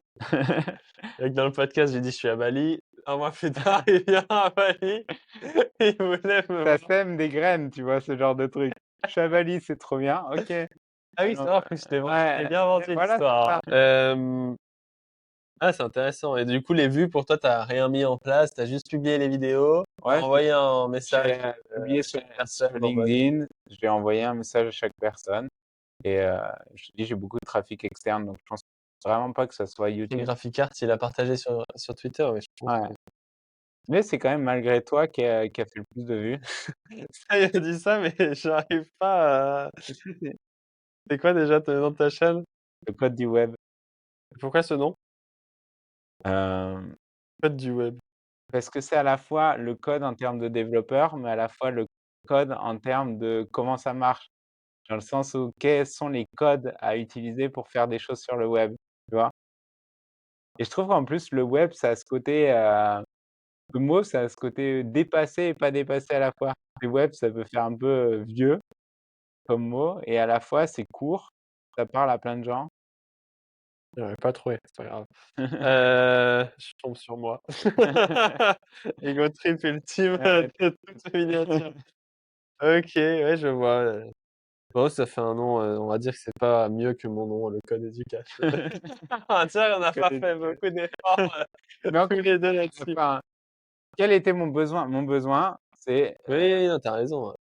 pour Toujours quel est ton besoin. Après, c'est intéressant de faire un truc, bien, tu vois? Moi, je sais que j'ai ce truc où j'ai aussi, l'envie de lancer plein de projets, tout le temps faire des trucs. Pour autant, c'est toujours, je vais m'attarder sur les détails, je vais quand même m'amuser à faire des belles images, à chercher comment faire, je vais m'amuser, j'ai un plan sur les miniatures, par exemple, c'est que dès que je serai à 10 épisodes, je vais envoyer les 10 à un mec pour qu'il les refasse. ouais. Mais en attendant, là, faut que je me défocus, trouver un mec J'ai un pour mec si tu veux. voilà, très bien. Du coup, je balancerai les 10 d'un coup, je les mettrai à jour et tu vois? Mais encore une fois, là, tant que je trouve des personnes à inviter, sachant que c'est mon besoin, ça marche, tu vois? J'en attends pas plus pour Et le moment. comment tu es tombé sur moi? Ego trip, moment? Ah, ego trip. Bah, genre, en fait, ça m'a ça m'intéressait vachement dans un premier temps de prendre les gens qui faisaient des formations en ligne, parce que j'ai une chérie qui vend des formations en ligne. C'est un domaine qui m'intéresse et parce que j'étais curieux de voir ce qui se passait du côté, des développeurs et j'étais tellement surpris de voir des gens qui faisaient pas de marketing. J'ai cherché quelqu'un qui faisait un peu plus de marketing. Tu cherché quoi? Codeur, marketing? Non, mais je crois que je suis plus allé sur, en recherchant des mots clés un peu plus, market, tu vois? De, vente et je crois que je suis tombé plus sur toi. Sur YouTube? Ouais, je pense ou ce je sais plus exactement, mais en tout cas, c'est comme ça que je suis tombé sur toi. Et donc en fait, tu as vu tous ces autres formateurs, que tu as pu interviewer, tu t'es dit: «Ils sont quand même assez soft, assez sympas» Ouais. et tu m'as vu en mode, bulldozer. Mais Ah non, oui, c'est en moi fait, qui t'ai fait la j'aime technique bien bulldozer. montrer que le monde est, Oui, et est pas varié. est varié, tu vois? Et qu'en fait, tu as de la place pour tout le monde. Parce que je pense que chacun d'entre vous, vous répondez à une problématique de quelqu'un, d'un avatar particulier. La personne qui va prendre, le contenu graphic art, il va pas prendre le tien. Pareil, là, Jason qui va parler énormément, qui va prendre des heures et des heures sur chaque sujet pour aller dans chaque détail, il va très bien aller vers un avatar Tu as pu vous tomber sur MyCoder? Non? particulier. Lui aussi, il est assez doué, enfin, il est assez agressif niveau marketing et on parlait ensemble de concurrence et je te disais, moi, je crois pas en la concurrence et malgré que le mec soit dans vendre des formations React, par exemple, comme moi, Ouais. je dis: «Pour moi, il y a pas de concurrence entre nous». Surtout dans le domaine de la formation, en fait, enfin, tu es en kiff avec la personne que tu as en face. Clairement, c'est ça, c'est le formateur. Sinon, en fait, si c'était pas un kiff avec le formateur qu'il y a, les gens, ils iraient tous acheter les formations sur Udemy. Pourquoi les gens vont pas acheter les formations à 10 balles sur Udemy où tu as 200 heures de React et qui préfèrent prendre les tiennes? Juste parce que tu as un personnage et qu'ils se disent: «À apprendre quelque chose, à passer tant d'heures à regarder un mec, je veux que le mec fit avec mes valeurs, avec ce que je suis, avec la façon dont j'ai besoin d'apprendre» et quand tu fais un produit, c'est pareil. En fait, c'est juste un fit de personnalité. En fait, tu peux très bien apprendre sur Udemy et prendre une formation. Très bien si tu fites avec le mec sur Udemy, mais à ce moment-là, c'est un peu dommage pour lui. Il aurait pu se faire un personal branding et vendre beaucoup plus cher, tu vois? Mais en soi, sinon, bah, en fait, ça a une valeur de fou parce que tu sais très bien que si le mec n'accroche pas avec toi, de toute façon, la formation, il va pas la regarder, il va rien apprendre, ça changera rien à sa vie. C'est vrai. Alors que si il est en accord, ah, ça va passer nickel. Il va être content. Oui. Il va être Surtout, content, il va la suivre. pour les SaaS et tout, c'est un peu le même sujet, donc ça rejoint tout. Par rapport à la concurrence, moi, je trouve ça super stylé, et j'ai eu longtemps, hein, avant de l'avoir, et j'ai toujours mon on va dire mon âme, d'animal quand je vois quelqu'un faire, des choses, je me dis: «Putain, il m'attaque», tu vois? Mais en fait, on est dans un monde où c'est tellement grand et que le mec, il y a tellement de gens qui cherchent des formations. En fait, le client qui va aller chez quelqu'un, il va pas aller forcément aller chez moi. En fait, c'est pas de la concurrence, il y a un marché qui est tellement grand Bien sûr, que la formation en ligne que je dis tous les mois, il doit y avoir 1000 devs qui sortent de bootcamp en France. Ça doit être un chiffre, beaucoup minimisé par rapport à la réalité. J'ai pas 1000 personnes qui rejoignent mes formations, ni toutes les autres c'est formations. ça, Dans tous les il y cas, a de on la doit place être et très loin. et tu sais quoi? Je pense aussi qu'il y a cet effet cumulé qui fait que plus il y a de gens qui vendent des formations, plus il y a de formations vendues. Parce Oui, que et peut-être que quelqu'un va attirer l'attention de ton futur client, mais qu'au final, le client va pas matcher avec lui. Si avec lui, ça serait arrêté là et puis après, ah, en cherchant un peu plus, il va tomber sur toi et va dire: «Ah putain, je matche mieux avec ce mec, oui, je vais prendre». Donc et je pense qu'il y a un ruissellement comme ça et je peux le voir par exemple par ma femme, elle vend des formations pour devenir community manager en ligne pour les femmes et sur ce marché-là, il y a une personne qui prend énormément du marché. Mais les gens à qui on vend connaissent très bien, cette personne-là et ils prennent avec Maël parce qu'ils fit beaucoup plus avec Maël, avec le personnage et c'est super important, en fait, quoi. Quand ouais, quand c'est tu vrai. quand à l'école, quand tu tombais amoureux d'une matière, c'était pas pour la matière, c'était que C'est vrai, c'était le oui. seul enseignant qui arrivait à te faire, kiffer l'histoire géo alors que jusqu'à présent tu avais détesté, quoi, tu vois? C'est fou, ça, c'est vraiment le meilleur exemple et il y a plein de Ouais, gens qui moi, j'étais vraiment tellement comme ça. ouais, c'est ça, mais c'est complètement ça. Moi, j'étais même un assez gros, fan d'être, proche avec les profs. Ça me faisait, tu sais, où tu vas plus loin que juste le cours à la fin, Ouais, j'aimais bien carrément, discuter et puis là, vraiment, tu te dis: «Ah ouais», tu as envie d'écouter, tu te dis: «Waouh, il a une histoire, c'est c'est ça. pas qu'une machine».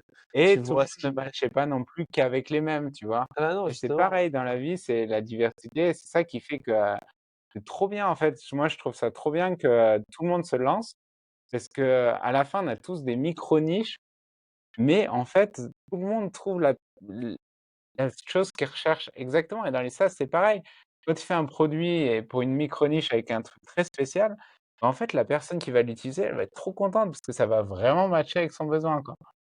Ça, c'est aussi le meilleur conseil pour les SaaS, c'est, pas fait moi-même, mais refais des trucs qui existent déjà, tu vois? La Typeform, fais un Typeform, tu prends une feature de Typeform, tu la fais, tu la pousses au max, genre pour faire des reviews.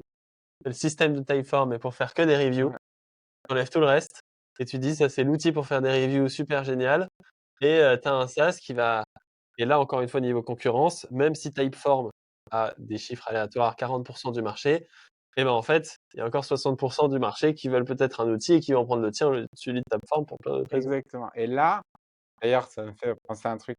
Il y a un super trend à faire en ce moment. Un truc qui commence à cartonner, qu'on voit sortir de partout sur les SaaS. C'est justement de faire ce que tu dis, c'est-à-dire tu prends un Typeform, tu fais une feature de Typeform, tu la fais parfaitement et tu la fais pas payer en SaaS. Tu fais un Ah lifetime oui, c'est vrai, et putain. ça cartonne de fou parce que en fait, tu vas regarder sur ce genre de truc, tu vas dire en fait avec le churn, le churn c'est, les utilisateurs qui s'en vont et qui se désinscrivent. Avec le churn, en fait, tu vas dire: Mon utilisateur en moyenne reste 4 mois» et toi, tu essaies toujours de les forcer de prendre 1 an avec des discounts, des machins et en fait, tu peux très bien te faire le raisonnement inverse. Je vais faire la feature simple et mon pricing va être simple, le mec va payer qu'une seule fois et si tu as pas de coût d'IA, de serveur important et tout, c'est très bien et tu calcules qu'au final, de toute façon, le mec, il serait barré au bout de 4 mois. Toi, tu fais un prix qui correspond à 6 mois, donc dans tous les cas, tu es gagnant et tu vends le truc et le mec paye une fois 6 mois et là, comparé à un Typeform qui coûte un bras parce que tu le payes tous les mois et tout, avec les mecs payent même à l'année, ça coûte cher. Tu arrives et tu dis: «Moi, tu me fais un paiement, tu as le produit à vie» et de toute façon, cet utilisateur ne t'aurait pas rapporté plus. C'est le livre Million Dollar Week Non, et du tout. lui, oui, c'est le D'accord. créateur de AppSumo Ouais, d'accord, OK. et lui, avec sa boîte AppSumo qui fait maintenant des millions, Ouais, il s'amuse à créer des clones d'outils, genre, tu vois, un d'accord, Mailchimp, OK. one time, 200 Bah, balles. ça, c'est un énorme trend en ce moment. Les mecs, si vous voulez vous lancer en SaaS, vous vous ciblez dans des niches super précises. Faites Ça, une Product feature Hunt, trop ça peut bien. bien marcher aussi, Ouais, tu mais parce carrément. qu'il y a beaucoup de genre Typeform, tout le monde l'utilise, tu lances ça, c'est en mode: «Ah ouais, putain, l'alternative à Typeform en one time». Ouais, et c'est vrai que tu comptes souvent ce churn, les gens sauf si tu as de l'IA, quoi. Dès qu'il y a l'IA, c'est ouais, sûr. et si vous voulez faire un truc encore plus relou, pour eux, ce que tu peux faire, c'est partir sur le début de la mensualité, te faire un AppSumo, te mettre sur les marketplaces d'AppSumo et cetera, en vendant un lifetime deal, et une fois que tu t'es fait de la promo comme ça, tu passes ton produit qu'en lifetime deal pour tout le monde. Comme ça, les Heu, premiers en AppSumo, ils ont pris parce qu'ils avaient un lifetime deal sur un truc qu'ils devraient payer tout le temps. Tu as converti cette et partie-là, et après pour, tout le monde, tu fais des ads après au tu peux, je pense, il y a un modèle qui est pas utilisé avec l'IA, c'est lifetime deal avec limitation. ouais, Par exemple, lifetime deal, tu peux faire, dans l'année, où tu mets une limite assez folle, tu vois? Genre, un tweet generator, un truc débile, tu vas dire: «Tu peux générer 10 000 tweets et après 10 000 tweets, faut recharger», tu vois? ouais, Mais, ouais, tu te dis, peut-être tu clairement, peux déjà faire ce truc, au c'est moins tu ça, te dis: «Le mec, 90 des gens vont pas abuser», mais ça tout en petit, quelque part caché. c'est ça. 90 personnes vont jamais Les générer autres, dix tu mille vas les tweets. rembourser au pire et puis voilà. Les autres, au pire, ils vont pas être contents, tu les Ouais, rembourses et personne va jamais ouais, dépasser, mais au moins les 10 utilisateurs qui vont te coûter, 80, enfin les c'est ça, 3 qui vont te coûter non 90 du coût serveur, eux, tu les dégages avec une limitation. complètement. Mais là, franchement, tu fais ça, c'est un très bon moyen de se lancer, Oui, c'est vrai. et tu fais du marketing agressif en mode, pourquoi vous payez, Typeform tous les mois, quoi?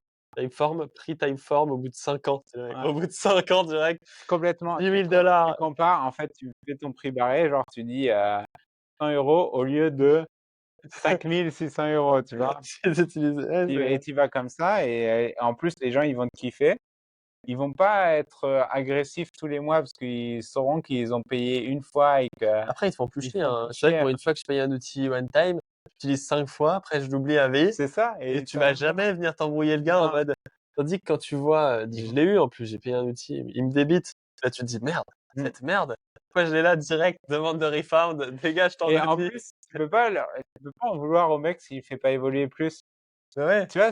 En fait, c'est le problème. Quand tu fais un outil très simple d'une feature, le problème que tu as, c'est que si tu le fais pas évoluer, bah, ton churn, il reste, sur les outils 3 4 mois, et puis après les gens s'en vont, quoi. Ou, et alors que là, c'est normal, j'ai payé une fois pour un truc qui faisait un truc, je conscientise qu'il évolue pas plus, quoi. c'est génial. Ça c'est du lourd. Heu, On prend 10 des boîtes qui se lancent là-dessus, on part aussi. on est la news family, startup one time deal. On vous aide, vous nous contactez, on vous aide, on vous donne les billes, on prend 10. Si tu arrives à faire un truc efficace, c'est un bon business. Heu, 10 mini-sujets en 5 minutes, pour pas trop prendre de temps, il est 20:00. Expatriation, digital nomade, tu kiffes, la vie, tu recommandes ça à quel genre de profil? Je recommande ça aux personnes qui peuvent être productifs et faire quelque chose quand ils le font. Moi, c'est, moi, c'est ma manière d'être productif. En fait, je suis beaucoup plus productif en bougeant tout le temps qu'en étant fixe à un endroit. C'est pas donné à tout le monde. Moi, j'ai besoin de fermer, je travaille beaucoup, mais quand je ferme mon ordinateur, j'ai besoin d'être à un endroit nouveau. Un peu comme quand un enfant, il sort de chez lui, il est émerveillé de voir tous des trucs. Ben, en fait, quand je termine de travailler, j'ai pas envie de chercher des activités ou des trucs qui vont me stimuler. Et en fait, le fait de bouger tout le temps, ça fait que quand j'arrête de travailler, je sors et tout me stimule. Donc je ne passe pas de temps à chercher des trucs à faire, en fait. Tu vois? Et par exemple, on se faisait la réflexion là, parce qu'on a traversé tout Bali du coup. On s'est rendu compte, le rafting, tous les trucs qu'il y a à faire, et avec Maël, on se disait: «Mais on fait jamais ça», et on s'est demandé pourquoi. En fait, on s'est dit: «On fait jamais ça parce qu'on reste pas assez longtemps quelque part pour avoir le temps de passer, que autour de chez nous, ça nous intéresse plus assez et qu'on ait envie de faire des activités», tu vois? Et on a calculé, on s'est dit: «Mais en fait, c'est pour ça qu'on arrive à être productif, parce qu'on cherche pas de temps pour faire des choses». Rien à nous, quoi. Ouais, c'est vrai. Si tu veux venir travailler à Bali, le piège, c'est de vouloir faire des trucs tout le temps. Moi, je suis l'inverse, je bouge, moyennement, hein, tous les 4 à 6 mois et ensuite, je fais rien. Moi, je trouve ma routine et après je bouge, plus de ma routine. Mais je suis très routinier, hein. Tu m'as dit, tu Ouais, je trouves suis vite tes extrêmement routines routinier, c'est juste que je les mets en place hyper vite. et le décalage horaire, ça va? Hem, Ça a été un sujet quand je bossais pour des boîtes, Ah oui. notamment ma boîte, parce qu'on faisait des, synchros quand même de temps en temps. Là, avec mon pote, on est pas mal asynchrone, c'est pas du Il tout un habite sujet. où lui? Il est en France, lui. Ouais, il est en France, c'est pas du tout un sujet. Mais par contre, clairement, suivant les contrats de freelance que vous faites, posez-vous la question, quoi, parce que ça peut être un gros Bon, point. Bali, c'est pas mal pour, le le décalage horaire. Ouais, Tu Bali? peux travailler le soir, tu peux Quand facilement tu faire des calls contrairement quand à tu du soir, ouais. ouais, quand tu es Ouais, du soir. quand tu Pas du comme soir. moi, ouais, exactement, Mmh. ouais, je Moi, serais je pas fais fan. du matin et pour moi, Bali, c'est Ah pas oui, bon. Le Mexique, alors, c'est très simple. Si vous êtes oui. matinal, vous allez du côté du Mexique et si vous êtes plutôt du soir, vous venez du côté de l'Asie. Quel endroit tu aimes le plus si, tu dois choisir le top 3 des destinations pour une personne qui veut, devenir digital nomade demain? Ça dépend des phases. Si j'ai besoin d'avoir une phase d'hyper productivité, je vais aller me mettre à Dubaï parce que, les gens, ils sont dans le réussir, dans le mindset réussir parce que tu peux avoir tellement de services que ne rien gérer de ton quotidien et être focus à 100 sur ce que tu fais. Si je vais être dans une phase où j'ai besoin de créativité, je vais plutôt aller à un endroit comme l'Inde où, tout va être Là, innovant, tout va être tout il y a plein de trucs qui vont demander des efforts, mais du coup, ça te brise des barrières que tu as dans ton cerveau, ça te fait réfléchir autrement et tu vois des gens différents et et si je veux un mix, bah, là, par exemple, à Bali, ça serait plutôt un mix, cool avant un rush, tu vois? Oui, un peu, tu vois, tu prends un donc mois un peu Bali, Inde et Dubaï. ouais, globalement, j'aime beaucoup le Mexique aussi, mais pour des besoins de connexion parce que je reviens quand même souvent à Dubaï, c'est pas pratique. Ouais, c'est vrai Les que vols, Dubaï, Mexico sont pas faciles. Alors que dès que tu vas côté Asie, tu as que des vols directs avec Emirates, donc et voyager avec ta copine, c'est bien? c'est trop bien C'est un quand sujet souvent quand je rencontre des gens, ils me disent: «Comment tu fais pour voyager avec ta en copine?» fait, ça se passe très bien si, ta copine, elle a aussi son business et elle fait quelque chose. Et en effet, je pense que ça peut être l'enfer si, ta copine, elle fait rien, elle attend juste que tu finisses tes journées pour aller faire quelque chose. Si vous voulez que votre copine fasse quelque chose, bah, il suffit de juste soit qu'elle lance son business, soit elle peut trouver aussi du freelance en ligne. D'ailleurs, il y a une super formatrice en ligne, Maëlle Rénier, qui aide les filles à devenir CM et n'importe qui peut devenir CM donc allez-y, si vous voulez partir et que vous voulez la paix, il faut que votre copine ait aussi un truc Ah voilà, et voilà et donc CM, ça il va marche en falloir vous téléportation. bouger. C'est vrai que CM, c'est pas mal ou monteuse vidéo, Ouais, ou tout ma ce qui est copine fait design, monteuse vidéo. marketing, tout ce qui est en fait, tous les parallèles de toute façon, si vous faites dev, tout ce qui peut être en face et ça marche très bien, quoi. Bon, mini sujet de fin, merci en tout cas, c'était super instructif. Je pense, c'est incroyable, j'ai appris plein de choses sur toi en plus parce qu'on avait parlé on a quand même fait 2 restos, en 3 jours ensemble, on se voit beaucoup et on a parlé de choses qui ont rien à voir donc j'ai découvert plein de trucs Carrément. et en tout cas ça m'a fait kiffer et bravo pour tout ça. Le mini débat, c'est je te donne une phrase et derrière, tu réponds une phrase. Ah, je suis pas fort pour ça. Allez, Le meilleur moyen de gagner de l'argent est de trouver un CDI en tant que est-ce développeur. que je dois dire oui, non ou une phrase? Non, tu réponds, C'est le meilleur moyen de gagner de l'argent, c'est d'avoir un CDI, d'emprunter et de faire de l'immobilier en parallèle d'essayer de faire des gros effets de levier sur un SaaS ou sur un micro projet, un side projet.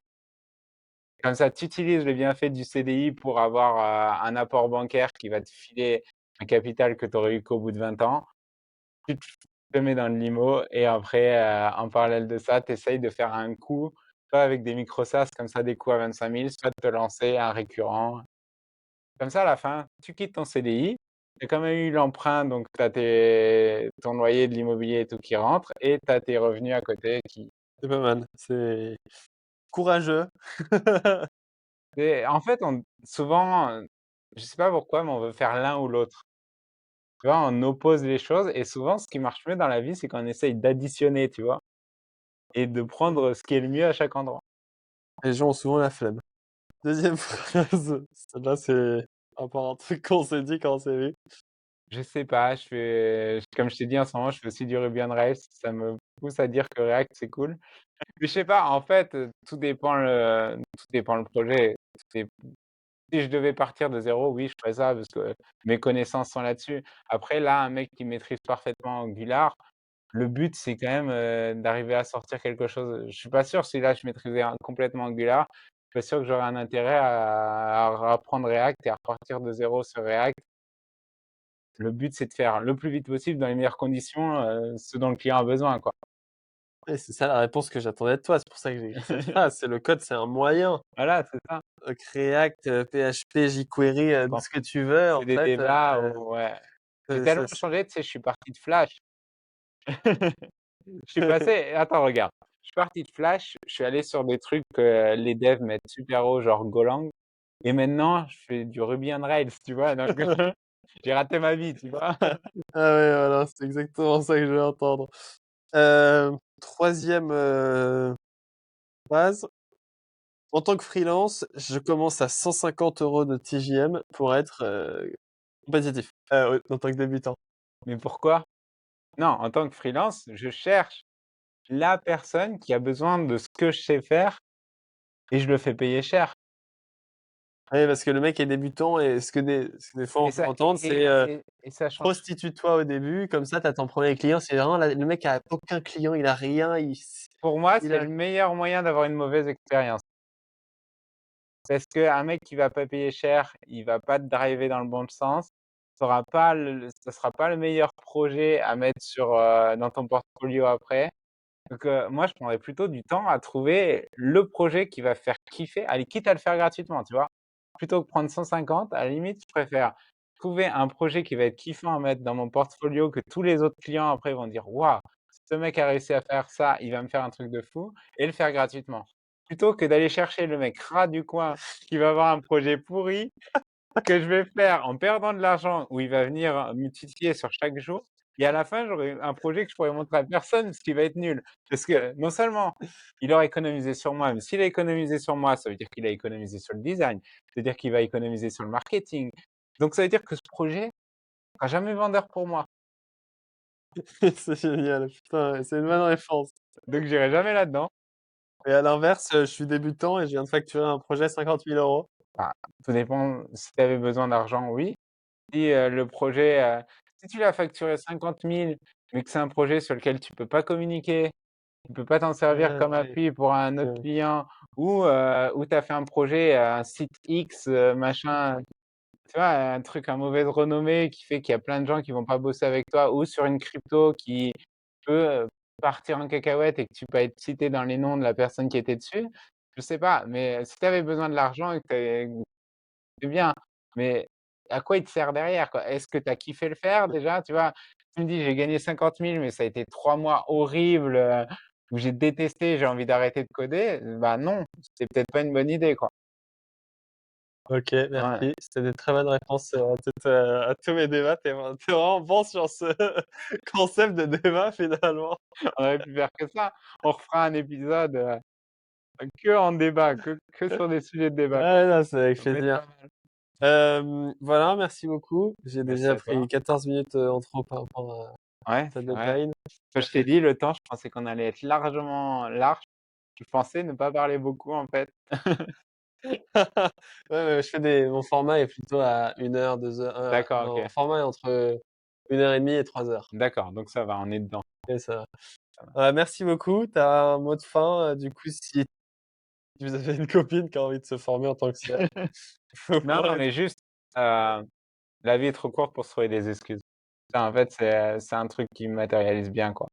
ouais, oui, je En vois. fait, tout le temps, bah, allez-y, calculez qu'est-ce que vous risquez. En fait, dans la vie, quand tu calcules ce que tu risques, qu'est-ce que ça peut être le pire? Bah, tu te rends compte qu'on est tous nés dans des pays où c'est cool. Je pense que ton audience est plutôt francophone, Oui. machin, orientée France, Suisse. On a une chance de fou, en fait, enfin, tu vois, dans ce monde et on risque pas grand-chose. Quand tu voyages, tu te rends compte qu'il y a des mecs, s'ils vont pas bosser, bah, leur famille mange pas le soir, donc eux, ils ont pas le choix. Nous, on a tous le choix. Allez-y. Merci. Si on veut retrouver l'épisode qu'on a fait ensemble, je le mettrai dans la description. Ton LinkedIn, du coup, tu m'as dit que tu avais un LinkedIn. Ouais, clairement. On Hands-on. verra. N'hésitez pas à lui poser des questions. En tout cas, peut-être il prendra le temps de vous répondre, mais il est plein de bons conseils et ça fait très plaisir, qu'il ait accepté. et de t'avoir rencontré aussi, c'est une très belle Ouais, rencontre. c'était cool. Donc merci beaucoup et puis, voilà. À bientôt. À bientôt. Les outros de qualité. Bon, bah, on a fait beaucoup sur mon parcours finalement. J'espère que ça va pas trop les saouler. Le début est long sur le parcours.